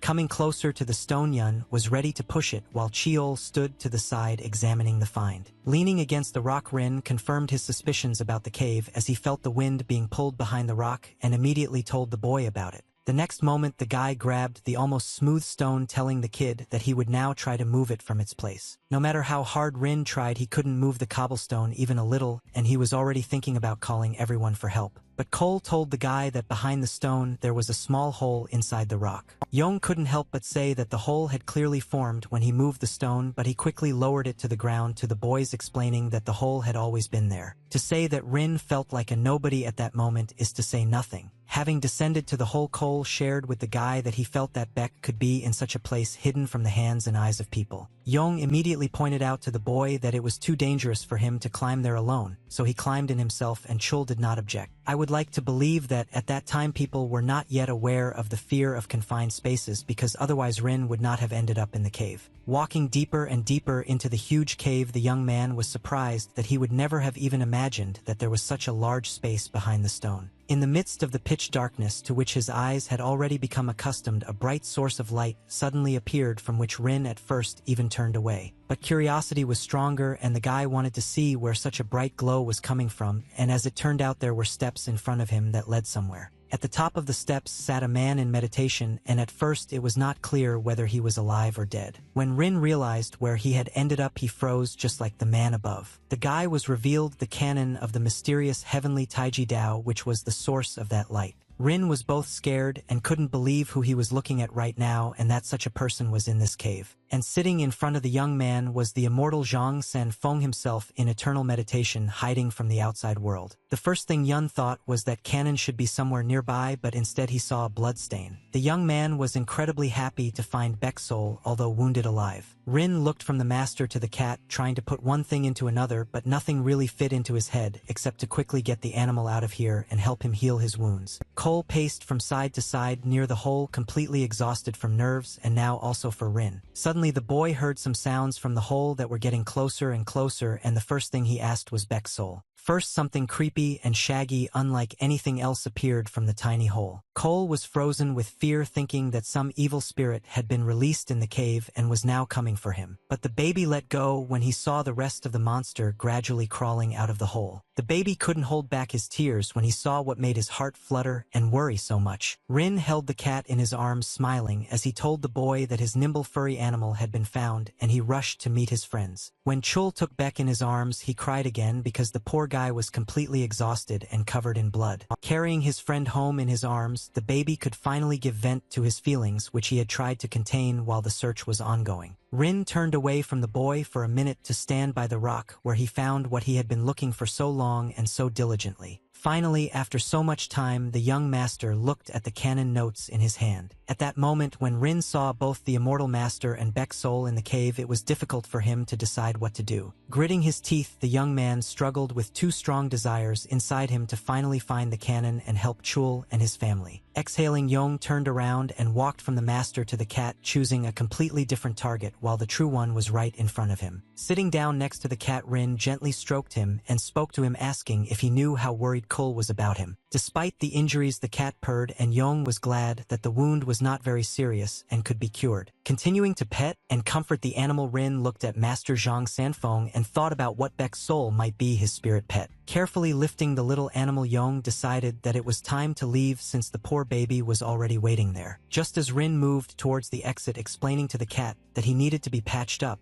and that it was time for him to go home, the master behind him began to glow again. In addition to the bright light, something happened that the girl did not expect at all. The master's body began to crumble like dust. It was very difficult for the young man to believe what he saw since he had literally just found this holy place. Rin rushed up the steps even though he knew that he might not be able to do anything to stop the master from disappearing. Imagine the surprise of the guy when, having climbed the steps in the place of the master, he saw that very cannon of the mysterious heavenly Tao of Taiji. And so Rin, standing by the rock, looked at the cannon for some time and seemed to be saluting the master. The young man suddenly realized that if it weren't for the cat, he would never have found the manuscript in his life, and also that in his past life he would never have even thought of helping the boy. Looking at the serene sky, Rin realized what many had noticed about him long ago, and that these were the changes in him that he felt only now. Basking in the rays of the sun, Yong also realized that in the future there were still many things that needed to be changed. The young master did not forget that he had to prevent the destruction of the Tianzhong clan and moreover make it the best in Hanam. And no less important a task for the guy was to make sure that his family lived happily and did not know grief. The guy held the manuscript tightly in his hands and reminded himself of his own promise to change everything for the better now that he had such an opportunity. Beck was lying on the floor wrapped in a bandage, and Grandpa told Chul that he had done everything he could for him. Master Doc assured the boy that there was nothing life-threatening about the cat and that he would quickly recover, but the baby continued to cry over the poor thing, not believing that they could have treated him like that.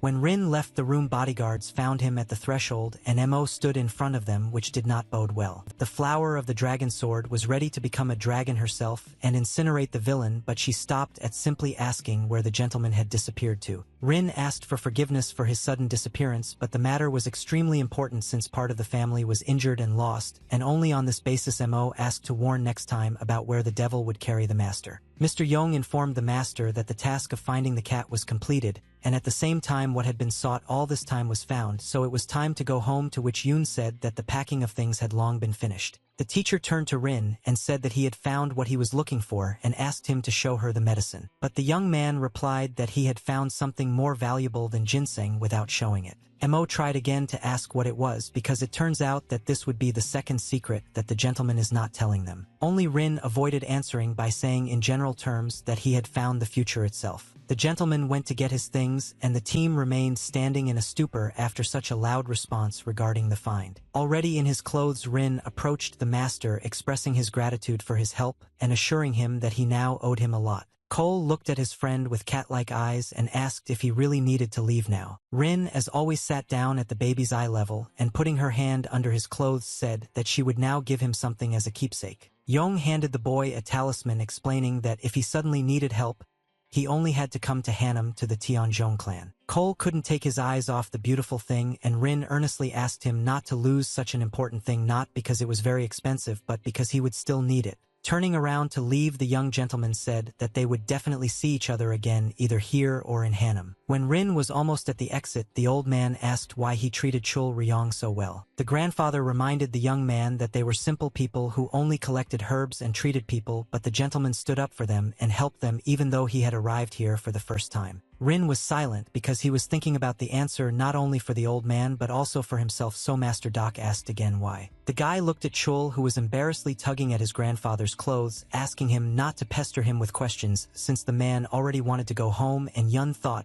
that at first it was only about the manuscript. For a moment Rin was lost in memories of his younger years, which were so quickly wasted by illness, and how he sat watching nature and watering tea. In parallel with those pictures, those that were captured recently surfaced as Cole sat with Beck and also observed everything around him. Finally, Yong replied that the baby was very similar to him at that age when there was more serenity. The old man was surprised by this answer, but did not ask anything else, as if the master's words had told him a lot. The kid waved goodbye to the team again and asked Rin to come again, to which he waved back. Mo couldn't believe that the master gave the boy the jade amulet of their clan, which was incredibly valuable in every sense. But Rin smiled and answered the teacher that he had learned a lot from this kid, despite his little experience. Saddling his horse, Yun added that Cheol and his potential were much more valuable than any amulet. Rin once again had images before his eyes of himself sitting on the threshold of his room pouring tea in the rays of the evening sun. Suddenly, the deathly silence was broken by someone's timid greeting from the gentleman. A girl ran up to the young man and began to bow so quickly that he did not even have time to look at her face, but she was already chattering about how from today on she would serve the master. The girl seemed to be very afraid and nervous, so shaking like an aspen leaf, she said that her name was Yunhua and swore to serve faithfully and truly. Rin's first impression of the girl was that she was a very timid mouse who would shake at every rustle and would be quite fussy. But stretching into a slight smile, the guy approved of the assistant's appearance and replied that he was glad to meet them. Because of these memories, Rin smiled, and now when they were all riding horses together and his face was shining, Mo asked what made the gentleman so happy, to which he laughed and asked if it was really that noticeable. Zhong asked that they were now heading to the Jiggle family, to which the young man replied that they were heading home. Mo again raised her voice in confusion, reminding that they were talking first about one thing, then about Mount Wudong, and after the mountain now home, and not to the Jiggle clan where, by the way, the master's bride is. Rin, completely calm, replied that, in his opinion, it was still too early to visit the bride and the Jiggle clan itself. Zhong again insisted that maybe it was still worth visiting the clan, and at least informing them about the recovery of the master, but Rin still said that they were going home, and when he wanted to continue he felt something was wrong. There was something wrong with the smell of blood that everyone who was near Rin felt this time. Mo tracked down the place where the smell of dead flesh was strongest and showed where to go. In the clearing in the middle of the forest, there really were many dead bodies lying and pools of blood around them. The team was all shocked that everyone who died here was a warrior, judging by their uniform. Rin looked at the striped bodies and did not understand who could deal with the fighters so easily. Zhong immediately asked the master what they should do with the warriors since they were already here and found them. Rin informed everyone that they had no need to interfere in other people's affairs,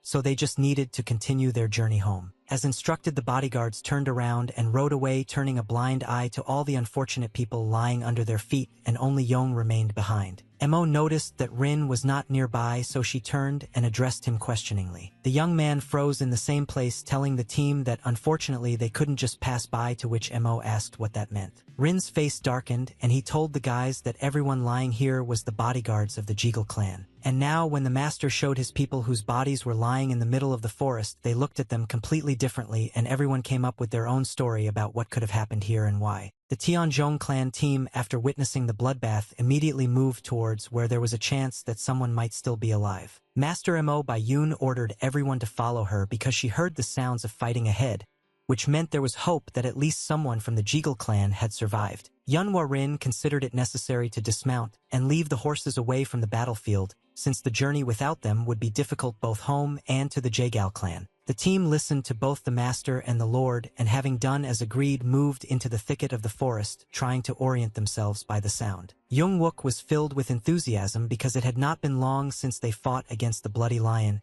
and here was another test in which his brother Nam-wook supported him. The young master stopped both the brothers and their hot ardor by placing a sword in front of them, making it clear that they had gotten ready for battle too quickly. Rin explained that if they went on the attack now, they would be acting blindly, and this could end fatally, so it was worth assessing the situation first. Zhong agreed with his master and did not argue, although he would have disobeyed a little earlier because the young heir was weak and nothing special. In the middle of the clearing, the team could already see better the obvious surroundings of those who survived, but it was too early to do anything because first they needed to get even closer. In the main hostages, Rin recognized the younger sister of his fiancée Yo, Hejong Jiang, but at the same time he could not quite understand what kind of young man was standing back to back with her. Imagine Rin's surprise when he recognized the young gentleman as Bayuk Jagel's eldest son. Mr. Yong remembered well that he did not see Bayuk on Mount Wudong, and it turns out that he joined his sister and the guards later. There was not much time to think as the mysterious warrior in the horned snake mask made a barely noticeable gesture with his finger to finish off the enemies. The unknown person did not give a command to his servants, but rather directed his weapon with the help of his forces towards those surrounded. The greatest defender rushed to his mistress to protect her, even if he had to give his life for it.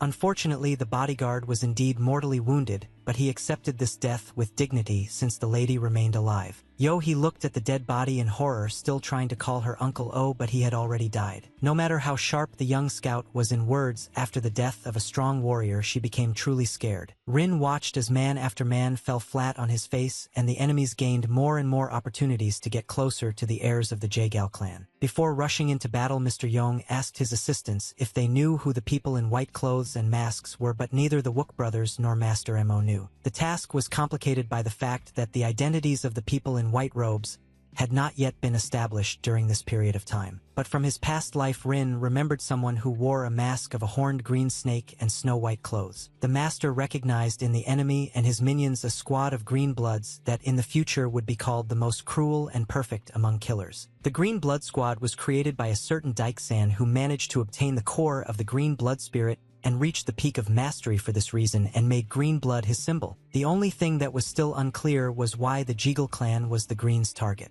Rin was torn to pieces because he lacked more information about the squad in order to be prepared for their attacks, but there was no time to wait since the heirs of the Jeagle clan could be killed. The situation on the battlefield was only getting worse as there were practically no bodyguards left and the advantage in strength was increasing on the green side. Mr. Yong's thoughts disappeared completely, and all that could be heard was his heart beating wildly and the blood pulsating in his veins. Standing aside was becoming increasingly unbearable. My stomach was heavy with fear of the unknown, but it was even more frightening to do nothing and have even more heads blown off. There was only one option left, albeit a very stupid one, but if we didn't use it, the massacre in the forest would turn into a clan war. Rin moved forward and the master immediately called him, but he did not listen and his legs carried him forward on their own. His steps became heavy, although his legs were weak, and Warin told himself that he was acting very recklessly now. As he drew his sword, the gentleman asked himself whether it was not enough to obtain the demonic flower of the poisonous stone and the cannon of the mysterious heavenly Dao Taiji. Even thoughts of returning to the clan, improving his skills, and avoiding disaster did not help the fighter stop.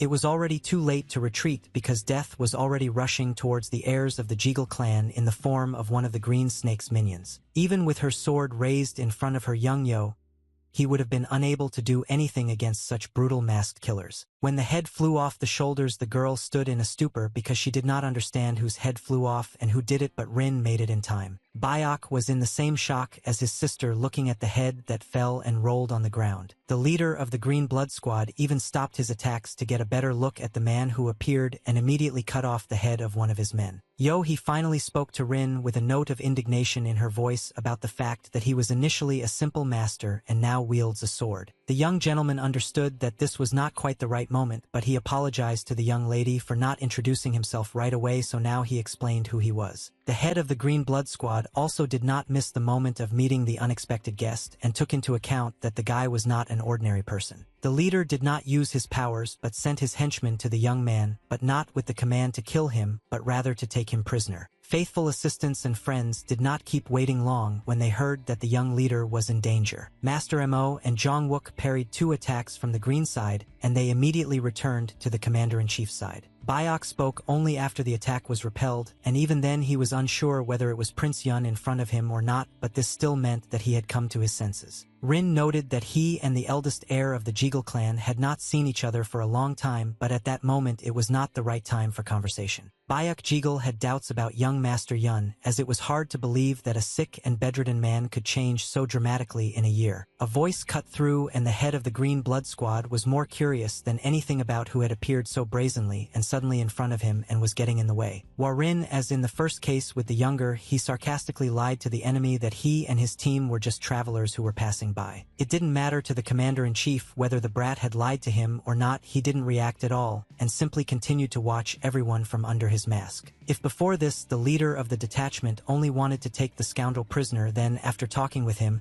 he warned that everyone standing in the encirclement would die. Warin didn't exactly plan to retreat, but he knew for sure that he couldn't attack directly, otherwise it would be stupid and impulsive. The most important reason for the young master to think before the battle was that the Jeagle family no longer had the strength to fight. The opponents stood frozen opposite each other, but both sides kept their weapons at the ready. Rin prepared his body and mind to do everything possible to ensure that everyone returned home alive and invisible. But just as the young leader was thinking about what he needed to do to save the others, Master Mo stepped forward and asked for permission to go into battle first. The squad leader didn't miss the opportunity to put moral pressure on the brat and shouted that he was so eager to fight that he was now hiding behind a woman's skirt, and this really undermined Rin. Yong blocked Mo by Yun's passage with his hand, shouting to the freak that no one was hiding here, and in this case the commander himself was the coward since he said such a thing. This reaction was exactly what the greenhorn snake mask needed, as he was only happy that the guy had flared up, which meant he would become an easy target with his emotions. Mo tried to stop her master, but he had already rushed into battle, not listening to anyone or anything. The master asked the young leader to stop and not fight due to his hurt pride, but instead Nam Wook stopped her. Nam shook his head and asked Teacher Mo to wait and give room to the opportunities that the master had already acquired and would acquire in this battle. The young man confidently told the master that Mr. Yong was already a completely different person,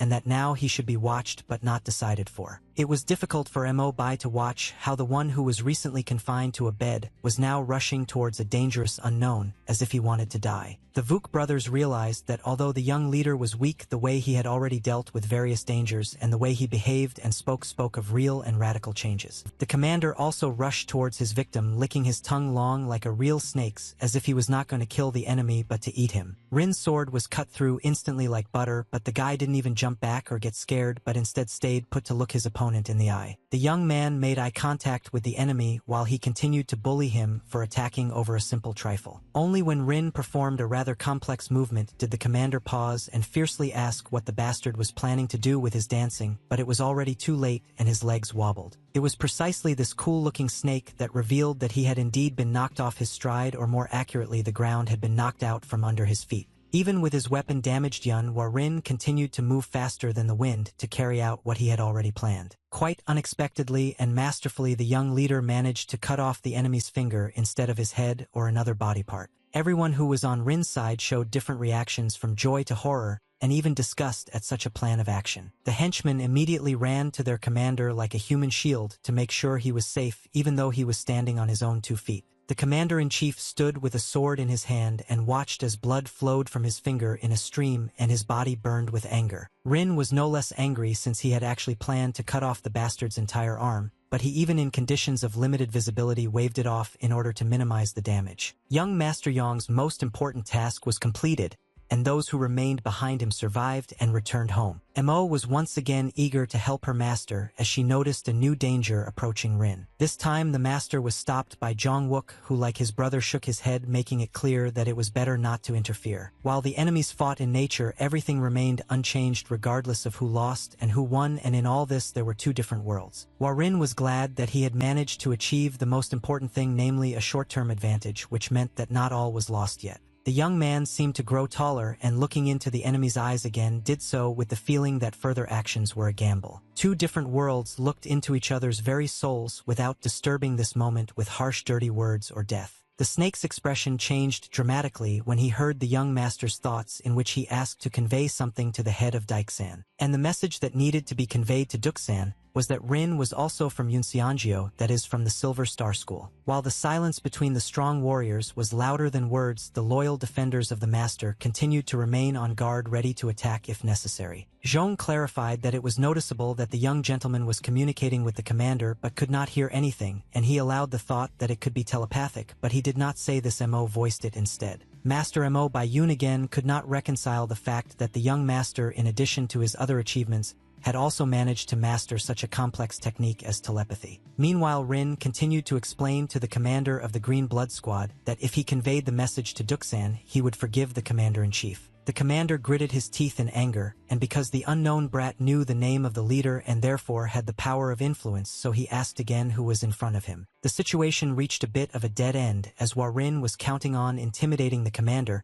but even after hearing about the chief he had doubts. It became very difficult for the young master, and the anticipation was pressing because the lives of everyone he was protecting would depend on what he said next. The leader noticed that the young man was starting to get nervous, and in order to speed up the response process, he drew his sword. Rin was even more stupefied, realizing that the man standing in front of him was ready to attack again and kill him. The young man decided to start with at least something and explained that 5 years ago, he was one of the witnesses when Yunxiangyo was destroyed by Samachion. The commander had already prepared his sword in case the brat was just going to talk his ear off, but Rin risked asking if the green-blooded squad wasn't continuing Yunxiangyo's legacy. The young master held the enemy's gaze once again, reminding him that he had not lied about being from the Silver Star School. The commander-in-chief did not stop, but on the contrary swung his sword, and with a sharp movement as if he wanted to pierce through, he ran the blade across the guy's shoulder very close to his neck. The Vuk brothers and Master Mo were very afraid for their master, but they understood that if they rushed to defend him now, he could lose his head. The commander explained his move by saying that it seemed absurd that a boy who was barely 20 knew the name of the leader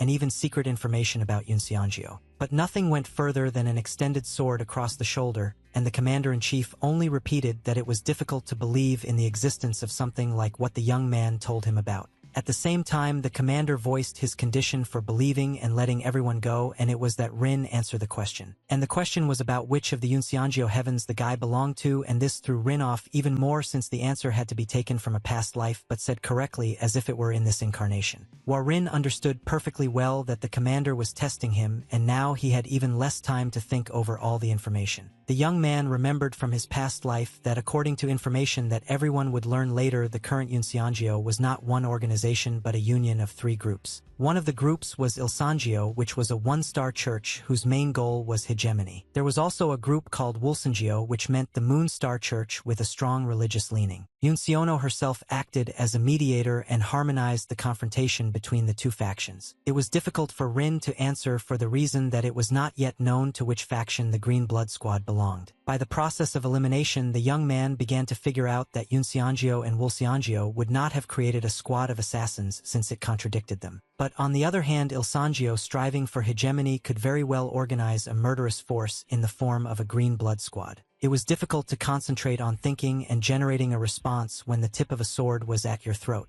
Since the situation Rin found himself in was essentially similar to gambling, then in this case the best bet would be the one with the best chances. The young gentleman smiled in the face of his luck and death at the same time, but the answer had already been chosen, and now all that remained was to test his luck. Rin calmly, as if it were so, announced that he was from Ilsangyo, the sky of a single star that strives for hegemony. The warriors' gazes met again like swords, but this time without bloodlust, but with a dignified acceptance of each other. The leader removed the sword from the young man and hid it in its sheath, but it was still too early to breathe, so Rin held on steadfastly until the end. The commander-in-chief informed his henchmen that they were leaving, but this was not even a quiet victory because the danger was only retreating into the shadows. A huge group of people disappeared in the blink of an eye as if they had never been in the clearing, and the young gentleman remained standing. Not expecting such a sharp turn of events, Rina staggered and blood gushed from her mouth and nose, which was a bad sign. While Rin, replaying the battle with the commander in his head, realized that he had been wounded, but due to his main goal of protecting people, he did not even notice it.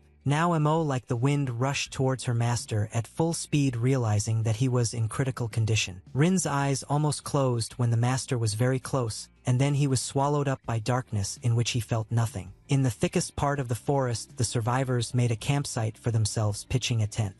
Reinforcements arrived in the form of carriages with people. Rin woke up lying under a canopy, staring at one point and thinking about everything that had happened to him, including how he ended up in this place. While the employees were scurrying around, the young gentleman stood up, continuing to assess the entire situation, and the most important thing was that no one was in danger anymore. Among those present were many supporters from the Jegal clan who controlled the processes. The Vuk brothers helped collect the bodies of the dead and cover them all with blankets so that they could be transported to their native lands and buried properly. Yong silently watched everyone without rushing or looking for anyone, thanks to which someone had already found him and quietly approached, attracting attention. The young man remained calm, waiting until the man's steps were close enough, and then looked in his direction. The youngest daughter, Jegal, still with puffed-up cheeks, approached her savior, but did not utter a word and stood with her back to him. Without turning to the gentleman, the girl casually threw something to him, simply saying, "Here you go," without a polite request. Fortunately, despite the injuries, Rin's reaction was still amazing and he caught the small thing with ease. He only added that the liar had in his hands the medicine of the Jeagle family which would help cure any ailment. The lady left and heard from Yong that he saved her not for the sake of a reward whatever it might be but simply because he could do it. The girl still waved her hand casually as if to say that the liar should not make excuses but still didn't say anything. In order not to lose her authority, he deliberately turned around and irritably shouted at the gentleman, is he really so impudent that he needs a separate invitation? He could have just taken it and that was it. After such a fiery speech, the girl quickly walked away so that the plan to maintain her image would definitely work. For someone like He, authority was very important because she had many people under her command and she was not just a princess with a golden spoon in her mouth but a real spy, and any weakness could cause a crack in her status. But nevertheless, the young lady barely heard herself and Yona say thank you, since authority is authority, and if she were dead, he would not have been given to anyone. Warin, still holding the medicine in his hand, was shocked by what the younger Jagal said, because he understood how difficult it was for her to say such words. The ice not only broke a little in the lady's heart, but also brought a smile to the once stern and callous Rin. As soon as the young man relaxed, a familiar voice sounded behind him, but with eerie notes of a desire to kill, and a hand fell on his shoulder. Mo Bayun sarcastically said how sweet the lady had been, and then clarified that this tiny thing in her hand was a medicine available only to direct descendants, and it was an incredible gesture on the part of the heiress to give it away.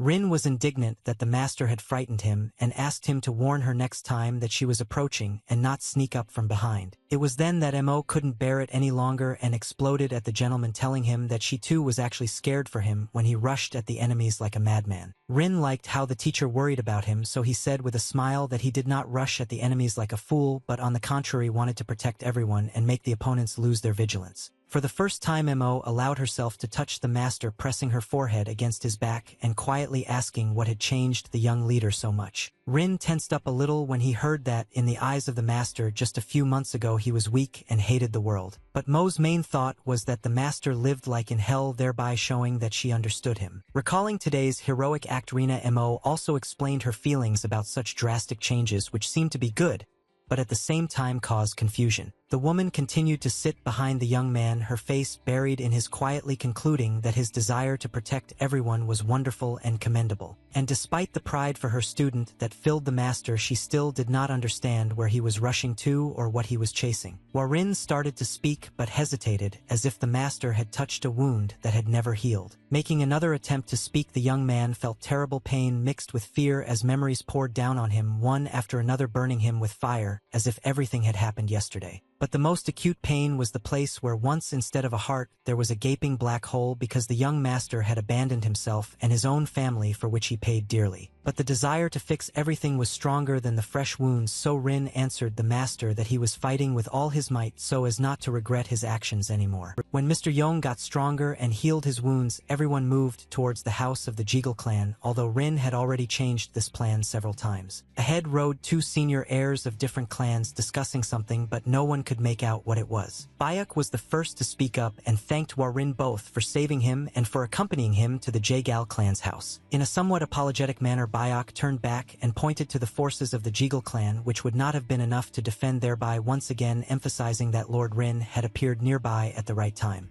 Yong asked not to bother with thanks since he was planning to visit the Jeagle family anyway. Bayok smiled and agreed with the young man, as he understood that he would really come to visit them since his fiancée was in the Jeagle palace. The eldest heir of the Jagal clan asked Warin if he was planning a visit to them on the occasion of his meeting with Zhang Jiang. But it wasn't only the young man who wanted to know the reason for the young Master Yun's visit, and the next moment a carriage appeared next to Rin, from which Mrs. Yo, he wanted to know what the guy liked about her sister. He clenched her fist in a feigned and demonstrative manner, as if to show off her muscles, asking if Yun liked her sister's strength. And the next moment the girl turned sharply, squinting her eyes and asking if perhaps the young gentleman liked Zhang Jiang's beauty. Rin refrained from answering, although he was so curious that she half climbed out of the carriage, and it seemed that there was no trace left of the evil scout, so alive did the little girl look. To avoid any awkwardness, Warin coughed and turned to the so-called brother Bayok, asking if they could talk some more. Even if Bayok didn't want to talk, he still couldn't refuse his dear guest, so he told the gentleman to ask any questions he was interested in without hesitation. Rin's question was even more awkward and perhaps even outrageous, but he had the right to ask why the assassins attacked the Jeagle clan. The brother and sister exchanged glances after the young master's question,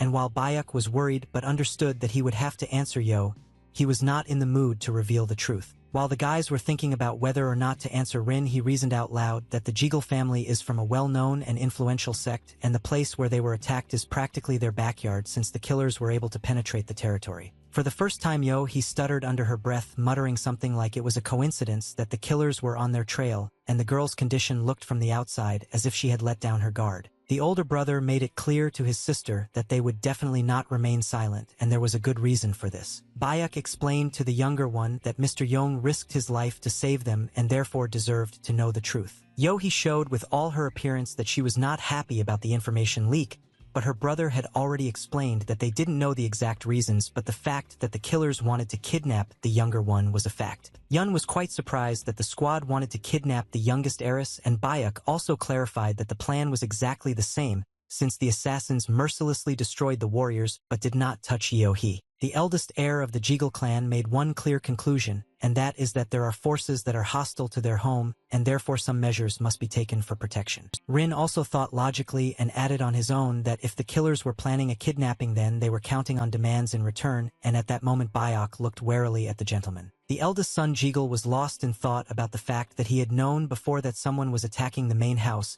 but the latest incident had crossed all boundaries. Beck was angry that the Murim warriors had turned against them because of the leak of information that was under strict secrecy, but for now it was just a guess. When Rin found himself in the main square in front of the Jeagle palace, he raised his head high and looked at the familiar place with a completely different look. And after another look at the already familiar place, Rin had completely different thoughts about the Jeagle family. Not only the estate of the Jeagle clan looked majestic, but also the place in which it was located. The two heirs continued to move towards the estate being next to each other, but without talking since their thoughts were all about the meeting. Besides the feeling that he hadn't been in the neighboring lands for a long time, Rin also thought that he had not only seen his bride a long time ago, but also remembered only one, and the girl clearly looked different. Warin was very sensitive to the fact that in the past he had been engaged to his daughter Jagal even before she was born, and yet their life paths still diverged. While Rin spent his days in bed seriously ill, the young lady strove for martial arts. Because Jung Kyung was obsessed with only improving her martial arts, she and Yun grew distant from each other. Just as Rin was thinking about what his and Chan's separation had ultimately led to, someone called him. Bayok asked Rin to follow him to greet the head of the clan, to which the young man readily agreed, since without this the meeting with the bride would not work out.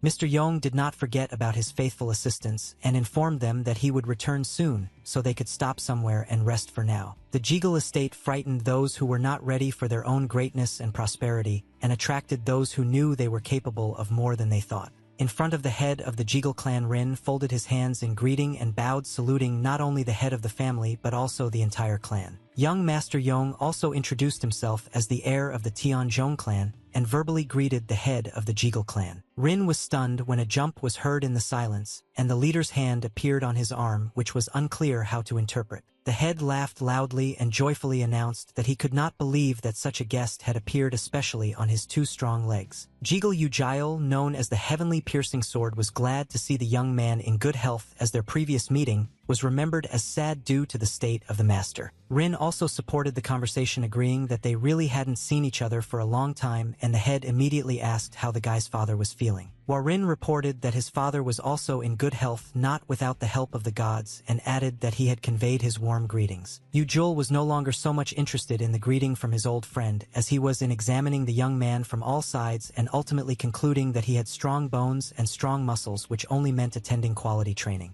The head did not hesitate to note that such a physical change would also please his dear daughter Zhang Jiang. Rin was truly embarrassed by the way his future father-in-law reacted to his recovery, and decided to respond by saying that the head was too kind to him. Just as the leader suddenly appeared next to the young man, he also suddenly turned around to leave, announcing that he did not dare to detain the guest any longer after such a difficult and long journey. In addition, Yujul added that it was time for him to leave too, as he was waiting to meet another guest. Rin again folded his hands, respectfully agreeing with everything the leader said, and in general not intending to contradict him. In the end, the head told Yun only that they would now have another guest who had arrived earlier, and since they were the same age, they should get to know each other and talk. Again, Rin didn't see a problem in communicating with a person, even if it could be a competitor. The atmosphere in the room became gloomy after Rin left, and Bayok remained, understanding what the conversation would be like. The young man felt as if someone had hit him on the head with a hammer, and he tensed up after hearing his father's heavy sigh. The head wanted to know the details of what happened to his children in the forest and how it all ended and ordered his son to speak. Rin, walking down the steps, was already thinking about his meeting with Zhang Jiang and imagining how it would go. The young man had mixed feelings not about the girl but about the situation as a whole, since many things did not depend on him. Now that the Jiggle estate was behind Warin, and there was an even larger territory ahead, the sensations were still somehow compressed. Turning around the wall, Yong noticed a young man talking to a woman and guessed that this could be the same guest who came earlier. The maid was already clutching her head from the annoying guest, repeating once again that the mistress was not there now, and he had already started shouting for the scoundrel to give her name allegedly for further punishment.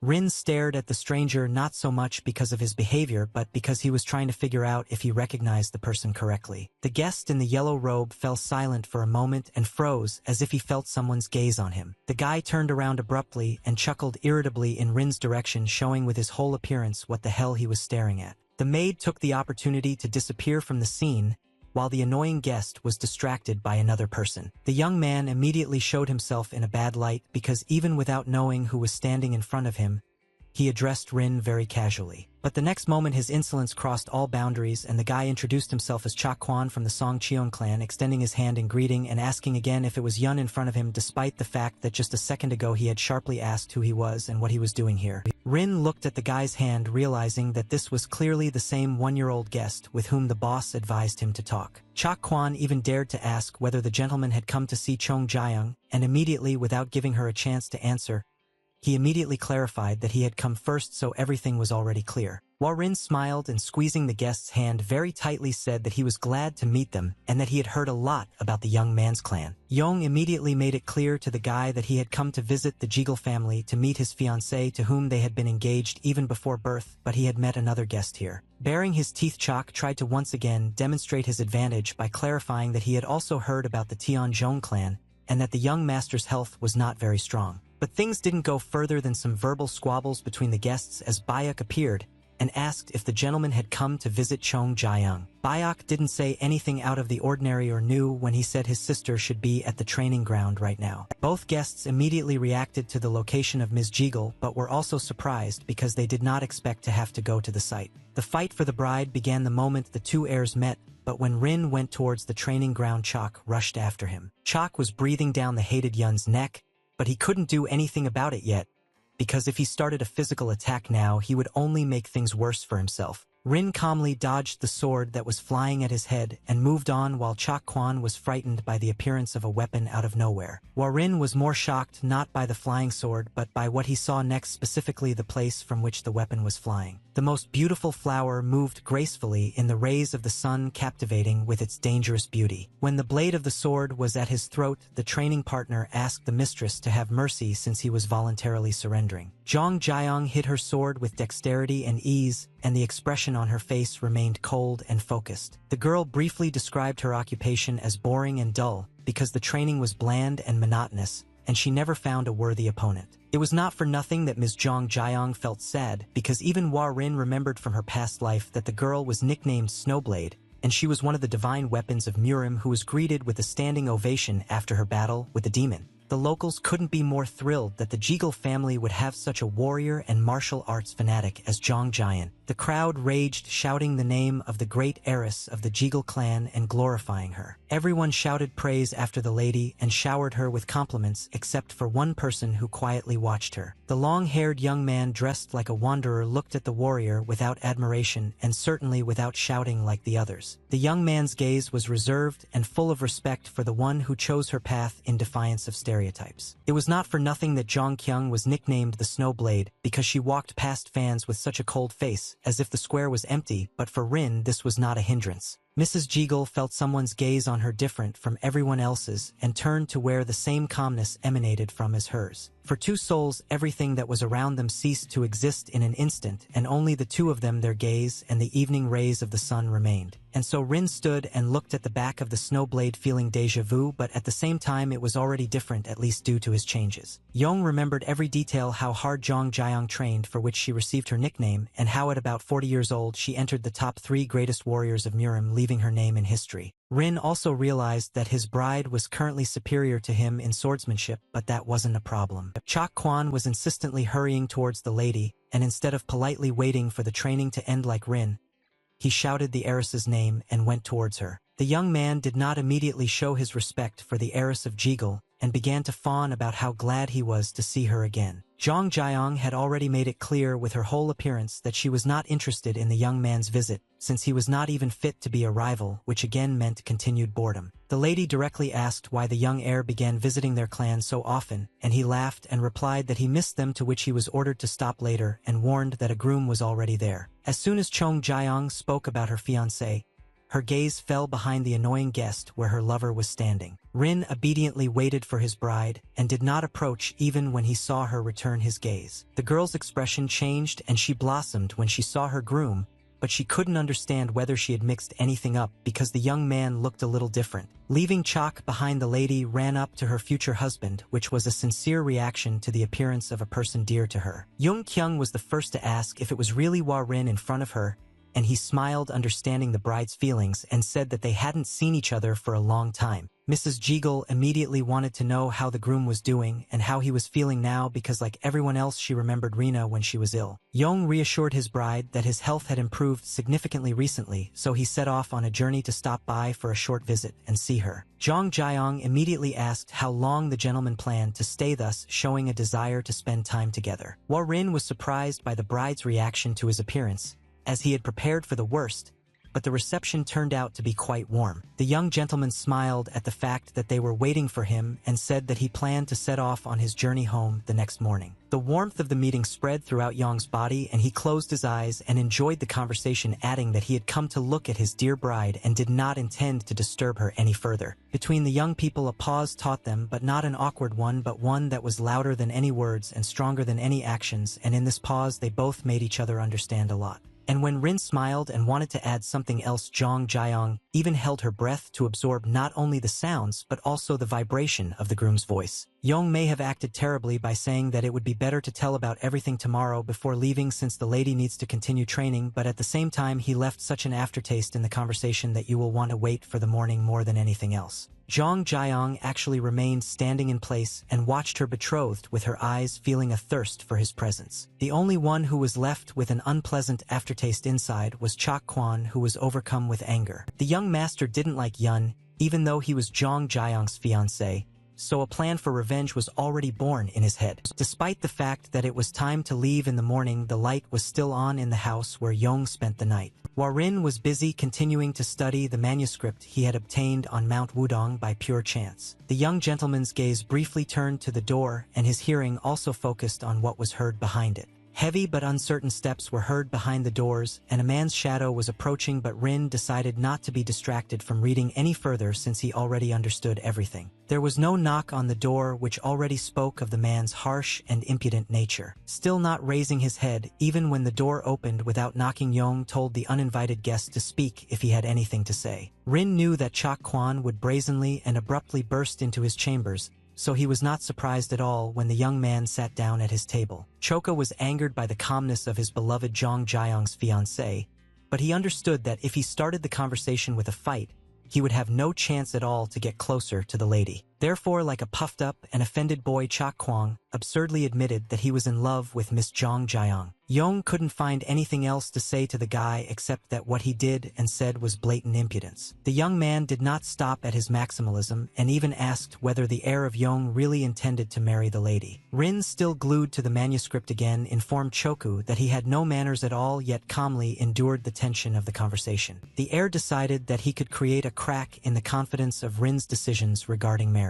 Chok believed that he would convince the gentleman to change his mind about marriage if he argued that Yung Jiang was a martial arts fanatic and that Yong was supposedly weak. After thinking for a moment, Chok Kwan clarified that because of her passion for martial arts, the lady strives to become stronger, as if this could influence his choice because he is not that strong, to be honest. Returning his thoughts to the main question, the young man came to his senses and for the sake of pathos slammed his hand on the table as if this would have an effect on something. Choka was infuriated by the situation, so he directly told Yun that he was weaker than him and therefore not equal to his bride. In his wet dreams, Chok thought that if he was given the nickname Sword of Pure Clouds and Azure Dragon for his debut in the world of martial arts, then he was worthy of Lady Zhong Jian. Against the backdrop of his nickname, Chok Kwan humiliated Rin by saying that he was just a newbie who had recently improved his health. The guy didn't stop at personal insults since he wasn't capable of more, and decided to ask point-blank that Yun didn't actually love Young Kyung. The question didn't upset Rin with his look.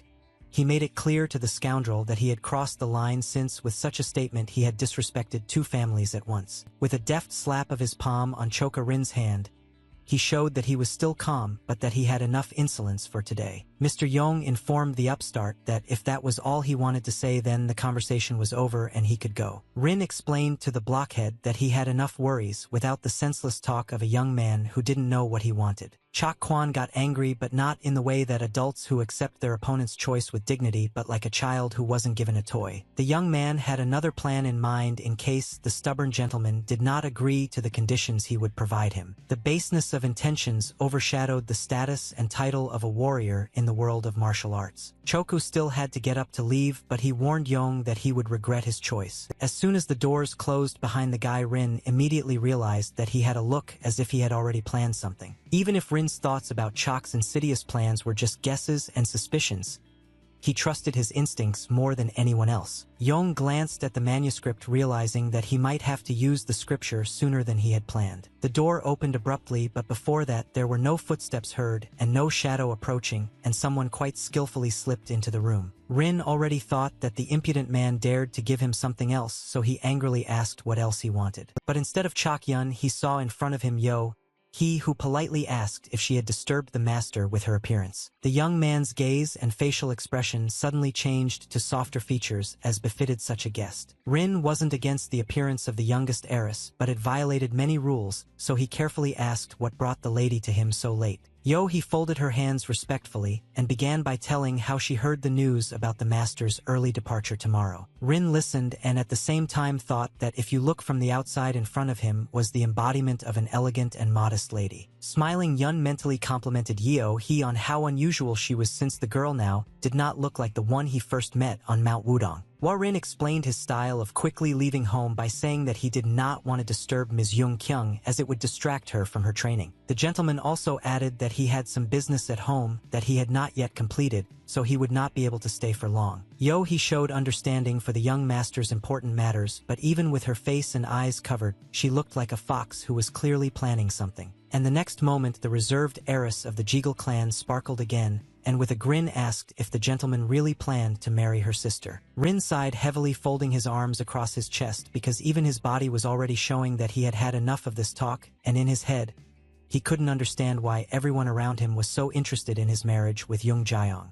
Rin now had another task, which was to deal with the intense curiosity of almost every person about his marriage with the lady. In the morning, as was said, the team got ready to set off, and a lot of people gathered to see them off, although it was unnecessary. In front of the Jeagle family stood Bayuk, who was quite surprised by the sudden departure of Mr. Yong, whom they had not seen for a long time. But Rin explained that he came to greet everyone and see Jong Jaeyoung, which was done, and for now it was time for him to go home to finish important business. Bayuk expressed his regret, trying to emphasize that his sister would be sad, and Young Kyung actually even dressed up for the occasion of meeting her lover. Thanks to his brother, Rin remembered that he had promised his beloved to tell him something in the morning before leaving, but before he could begin he heard his name behind him. Everyone turned around at the menacing voice of the man, followed by a crowd of people, and it was hard to believe that all this had to do with Yun. Chok Kwan did not go to his opponent alone but with other fighters, but it was difficult to understand why he did this. The young man approached Rin, folded his hands, and announced his name and the title of the sword, once again showing the impudence of interrupting the young people. Chok considered that he could very well challenge the young heir of the Tianzhong clan to decide unequivocally who was worthy of the bride, although no one asked for this. The young men stood opposite each other, and the crowd of people divided into two camps, one of which held its breath, waiting for Mr. Yong to answer, while the second was already whispering, discussing the situation.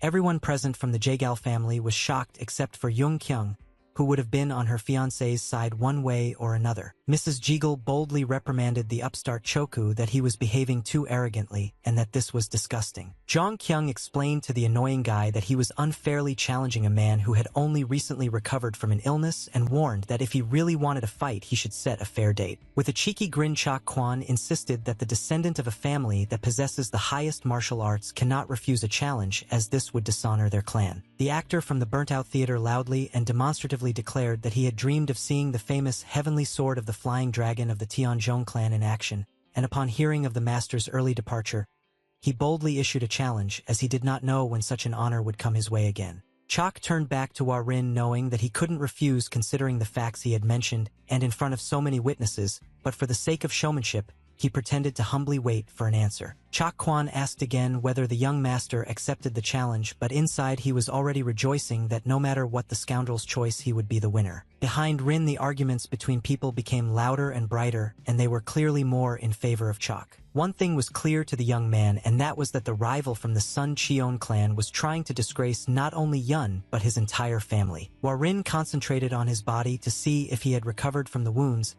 he received from the battle with the Green Blood Squad leader. Mr. Yong now needed the support of his loyal assistants and friends more than ever, because he understood that if they advised him not to fight, he would listen. The Vuk brothers stood with their noses in the air, brimming with pride for their master, although Master Mo showed some concern for her student with her gaze. Zhong already knew about the master's telepathic abilities and knew that he would hear him, so he said that the heir could safely go into battle since they had repaired his broken sword. The fog of doubt cleared from Rin's head, and a smile appeared on his face after he received the message from Zhong. But for Yong, it was also important to know the opinion of Mo, who surprisingly for the first time did not stop the master, and he became interested in why. Mo reminded the heir that his internal injuries had still not healed, so the fight would be mortally dangerous. And immediately after her words, Mo Bai Yun added that she would have said about the wounds and other things if she had not been confident in the master. The teacher allowed herself to move towards the young man, so that he could clearly hear everything she wanted to tell him before the fight. Mo approached Rin head-on and asked if the gentleman would accept the challenge or if she was mistaken in her confidence. Mo warned that she understood that the young man would accept the challenge for the sake of the honor of the Tianzhong clan, and she as his faithful servant would gladly follow any path that the master chooses because she believes in him. When Master Mo told him to accept the challenge and win without hesitation, Yong was shocked by the teacher's confidence. Warin felt something else change in the master the moment she leaned her head against him and praised him for his courage, even though she had previously scolded him like a little child. With a smile, Rin's confidence returned because he knew that he was not going into battle alone, but could always count on his loved ones even if he lost. Yong folded his hands in a respectful gesture, stated his full name, and expressed his readiness to fight Chak. The warriors stood on a circle with an image of a dragon which was very close to the Yona clan, and a crowd of people who wanted to see a spectacular battle surrounded the warriors. The rules were announced by Yo He, which stated that during a friendly duel internal energy could be used, but sword techniques or lethal attacks were prohibited, so that the fighters would understand where victory and defeat were. Yo He explained that if a sword was knocked out of one's hands or if a weapon broke under the onslaught of energy, then that was defeat. Chak Kwan was already rejoicing inside as the conditions of the duel were to his advantage, and he was determined to defeat Yong. The heir of the Song Cheon clan considered his meanness a privilege because knowing that Warin would have difficulty using his internal energy due to his still unhealed wounds, he took advantage of this. Chak was prepared for a very slow and painful game with the unfortunate gentleman so that everyone could see how pathetic and weak he was. Suddenly Rin voiced that a simple duel was rather bland and boring and offered Choku a bet. The young man did not expect such a turn of events from a weaker opponent, and at first he hesitated since the conditions had not yet been agreed upon. Rin said something that made the audience gasp in unison, and it was a condition of the deal that the loser would never again set foot in the Jeagle clan. Chak gave a careless laugh, thinking that the brat was digging his own grave, but he agreed to such an interesting condition and asked again if the heir of Yong was sure that he could handle it. Chak Kwan, trying to show his superiority, joyfully asked if Yun was ready to no longer visit the Jeagle clan, to which he briefly and confidently stated that he would fulfill the terms of the bet.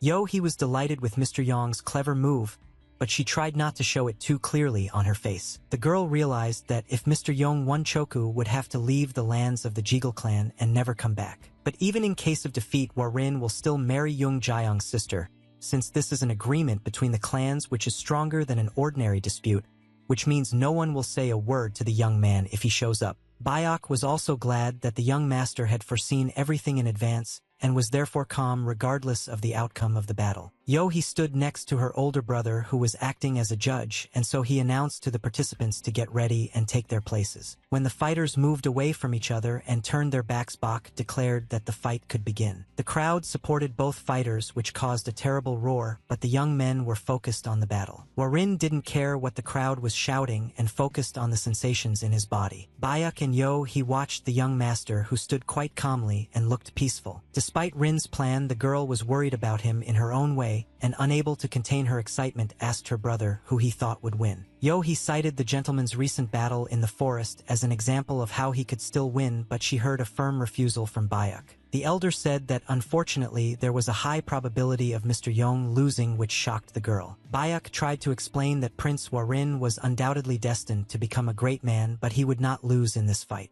The eldest heir of the Jegal clan reminded his sister that Mr. Yong had barely recovered from his injuries, and that his opponent Chok Kwan, who no matter how talkative already had his place in the world of martial arts. Chok received the nickname Sword of Pure Clouds and Azure Dragon because the strike of his sword is like the roar of a dragon, and the energy in it flows like clouds floating in the sky. Bayok also added that Chok has a disgusting character, but he has been in the world of martial arts for several years now, which means his experience and skills are inferior to the best young talents of famous righteous Cheki clans like the Tianzhong clan. This is what Bayok meant when he sharply answered his sister that Mr. Yong would unfortunately lose the fight, and after the arguments presented he looked at the fighters with apprehension. The only person who was calm and did not answer her brother's question whether he was right was Zhang Jian, who was ready to believe in her future husband to the end. Before the fight, it was important for the opponents to introduce themselves to each other, and Chok did not miss the opportunity to remind everyone of his nickname in the world of martial arts. Rin continued to stand calmly, absorbing the situation, realizing that in some way the battle had already begun. The heir of the Tianzhong clan did not have a nickname, so he simply stated his full name and origin. Choku wanted to bully his opponent even more, and he cynically asked why the Tianzhong clan was once called Yongmun, since it literally meant the Dragon Clan. But the scoundrel didn't stop at ridiculing the clan's origins and added that the dragons had turned into a gathering of earthworms. Rin was right in that the duel began without swords but with words, and he kindly agreed to explain his origins clearly to the brat. Chok was glad that he was able to evoke seething emotions in his opponent, which would now make him prove something, which meant he would definitely lose. The only views that the opponents agreed on was that it was no longer possible to delay the moment of joining the swords. 2 sharp jumps and the fighters in flight prepared their swords for attack or defense. Sparks flew in all directions and the screeching of metal echoed across the entire area, drowning out human screams. Self-confidence became for Chok not a guiding star but a blind greed that sucked him in like a quagmire.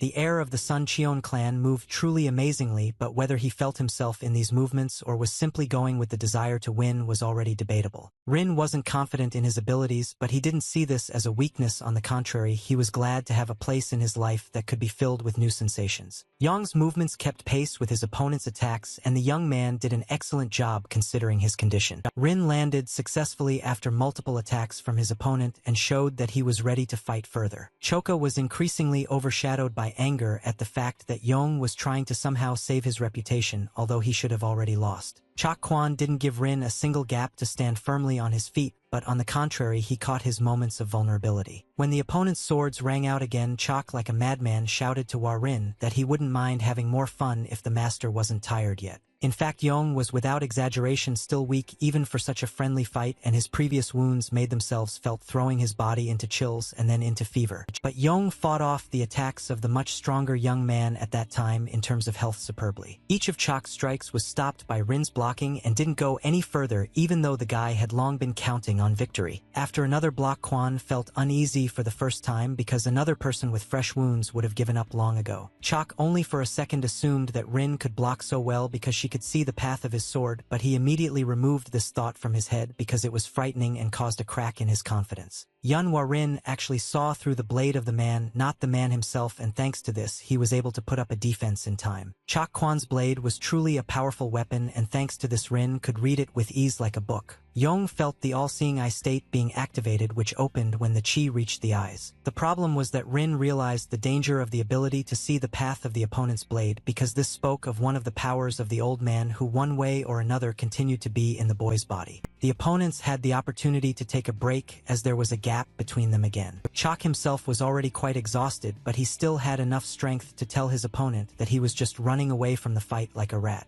The heir of the Song Cheon clan wanted to see how Mr. Yun would handle the next attack and whether he would be able to repel it. Taking the sword aside, Chak Kwan imbued it with internal chi so that the weapon not only began to emit blue flames but also crackled from the amount of charge. The Jeagle family recognized the Azure Cloud Great Power Sword and began to seriously worry about Mr. Yong's safety. The Vuk brothers and Master Mo also sensed a strong danger for Rin, who was still weak after the battle, but they did not move from their place as this would have given a weakness in faith. Yong was worried that the Song Cheon clan's technique would be used against him, which was generally prohibited by one of the rules of the friendly match. Chak completely forgot about the rules, and now he went on the attack out of anger and a desire for revenge while goading his opponent. Rin was not going to stand aside and equalize the forces of the battle, so that everything would be fair, so his sword also began to glow with the fire of his chi. Thus the square was filled with two bright lights from the Azure Cloud Great Power Sword and the Flying Dragon Emperor Sword. This time it was not swords that clashed, but their continuation in the form of such different but powerful chi. Due to the intensity of the fight, at some point the opponents were completely invisible as the wind rose along with the force and hence the dust. The opponents were not that close, but even that was not enough for their chi to fit into such a small area. Rin felt blood pour down his face from a seemingly small wound, but this told him to be more careful because a small scratch could be followed by a strong blow if he was not careful. Chak Kwan continued to bully Rin, asking if what he had just shown was really all the abilities of him and his clan, while he himself was already blindly going on the attack, breaking all the rules. The blue chi hit Rin so hard that it was a wonder he didn't bleed. For the first time in the entire fight, Mr. Yong fell to the ground from a powerful blow,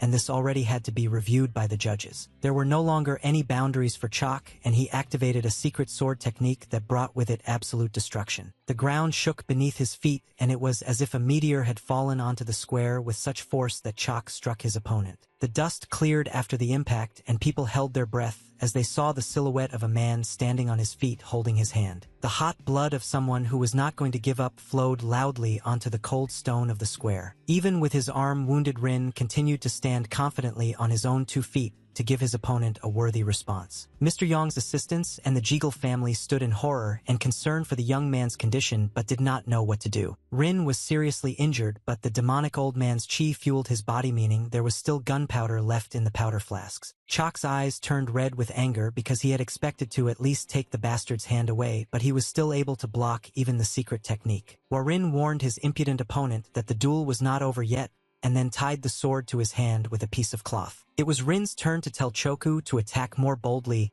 which meant the advantage was on Yant's side. The guy's teeth gnashed with rage so hard that they could even break. He wanted to destroy his competitor so much. Chak walked towards Rin, saying out loud everything he was thinking, namely that he didn't like him from the very first meeting, especially for his feigned maturity and the posturing of a noble man who seemed to know everything in the world. It got to the point where Chak had a genuine desire to punch the freak in the face, and it all started because of Ms. Zhang Jiang. But at this moment, the heir of the Sun Cheon clan was walking towards Rin with the clear desire to place him against the wall, so that only a blood stain remained. Yo, he shouted to her brother that this was no longer a friendly duel, and that they needed to stop the fight immediately, otherwise everything would turn out as Chak said. The younger sister shouted at Bayok not to stand there like a pillar and to stop what had gone beyond all reasonable limits, but he froze in his tracks. Even though the girl was panicking, she couldn't help but notice her older sister, who seemed to be praying for her betrothed. Zhang Jiang stood in complete calm despite the fact that her lover was in mortal danger. The bride understood that if she now lost faith in her beloved, it would only make things worse, so she was ready to do everything in her power. Only Rin stood firm. Rin stood before the danger ready for battle and with his sword still raised facing Choku. But when thoughts and sensations in the body became more important than the fight and the result, Yong lowered his hand with the sword, although a hurricane of blue flames from his opponent was already raging around him. Rin admitted that Jeek was actually right because the young man had been deceiving himself and therefore everyone else all this time. In deadly battles, Rin pretended not to care about the death. He was looking straight into the eyes, although in fact he was worried about himself and others. And remembering the search on Mount Udon, the young man realized that he had pretended to know the future, which was unclear even to the greatest shamans. And so standing in front of Chak, Rin thought about what kind of noble man he really was if he wanted to kill his rival in return and thereby deprive this man of his future. Moving towards Quan and his flame, Rin discovered a lot of new things in himself, and now with completely different thoughts he still decided that he would not give up, but he also saw no point in killing. Chak Quan was preparing to strike Rin right in the core of his chi, not just to incapacitate him, but to incinerate him from the face of the earth. And Rin admitted to the guy out loud that he would not run away from his miserable past, and although he was not a saint, he would do everything in his power to help those who needed it. When Rin's sword began to glow with internal chi, the young man informed his opponent that he now had his own path, which he clearly saw, and would not let anyone throw him off the right path. Chak Quan only became more angry because Rin was talking nonsense, but the inner part of him understood that if he didn't strike now, the enemy would become stronger if he hadn't already. This time, the blow from the great power sword of azure clouds was so powerful that the battle could have ended not only with Rin's death, but also with the wounding of those present. Such chi, which was based solely on negative energies, could turn into a self-destruct bomb for the owner, but Chak did not realize this and screamed furiously before striking. Rin looked at the attack he needed to repel this time, and now he allowed himself to feel the excitement that helped the energy in his body move and distribute evenly. The heir of the Tianzhong clan remembered that his opponent had asked a cheeky question about why the Dragon clan was called that when in fact they were like earthworms. Prince Yun offered his rival a chance to see firsthand what the great Dragon clan was capable of. Like a river, the very power of the dragon, which was powerful and wise at the same time, flowed through Rin's energy. Chak's energy occupied the entire area, and people found themselves in the epicenter of a deadly duel. He shouted to her brother that they should have stopped the fighters last time, but now it might be too late. Zhang Jiang firmly decided that this time she had every right to intervene in the fight, and no one would say anything to her about it. He was worried about her sister and begged her to come back, but she was not afraid to go into the very center of the energies of two strong fighters. The blue flame of Chak was already like a hurricane, which seemed like it would soon suck in everyone and everything around it. Suddenly, among the blue flames alone, a black and yellow clot of other energy appeared. Zhang Jiang immediately realized that Rin was not going to retreat even in such danger and his weakness. The girl stopped, giving Rin the opportunity to decide the fight on his own and prove himself, because even if he hadn't gone this far, he was capable of a lot. Zhang Jiang watched as an energy far more capacious than Chak's demonstrative pomposity was released and expanded. Among the blue flames, the dragon wriggled, as if in water, leaving behind a brighter golden trail. Bayuk and he could not believe their own eyes, just like all the people watching the fierce and such an ancient creature. While the Wu brothers and Master Mo stood behind the people and were filled with pride for their master. Through the blue, Chak was looked upon no longer by a weak opponent, but by the descendant of a great ancient creature who inspired fear with just one glance. Since Chak crossed the line and defiled the Dragon clan's lineage,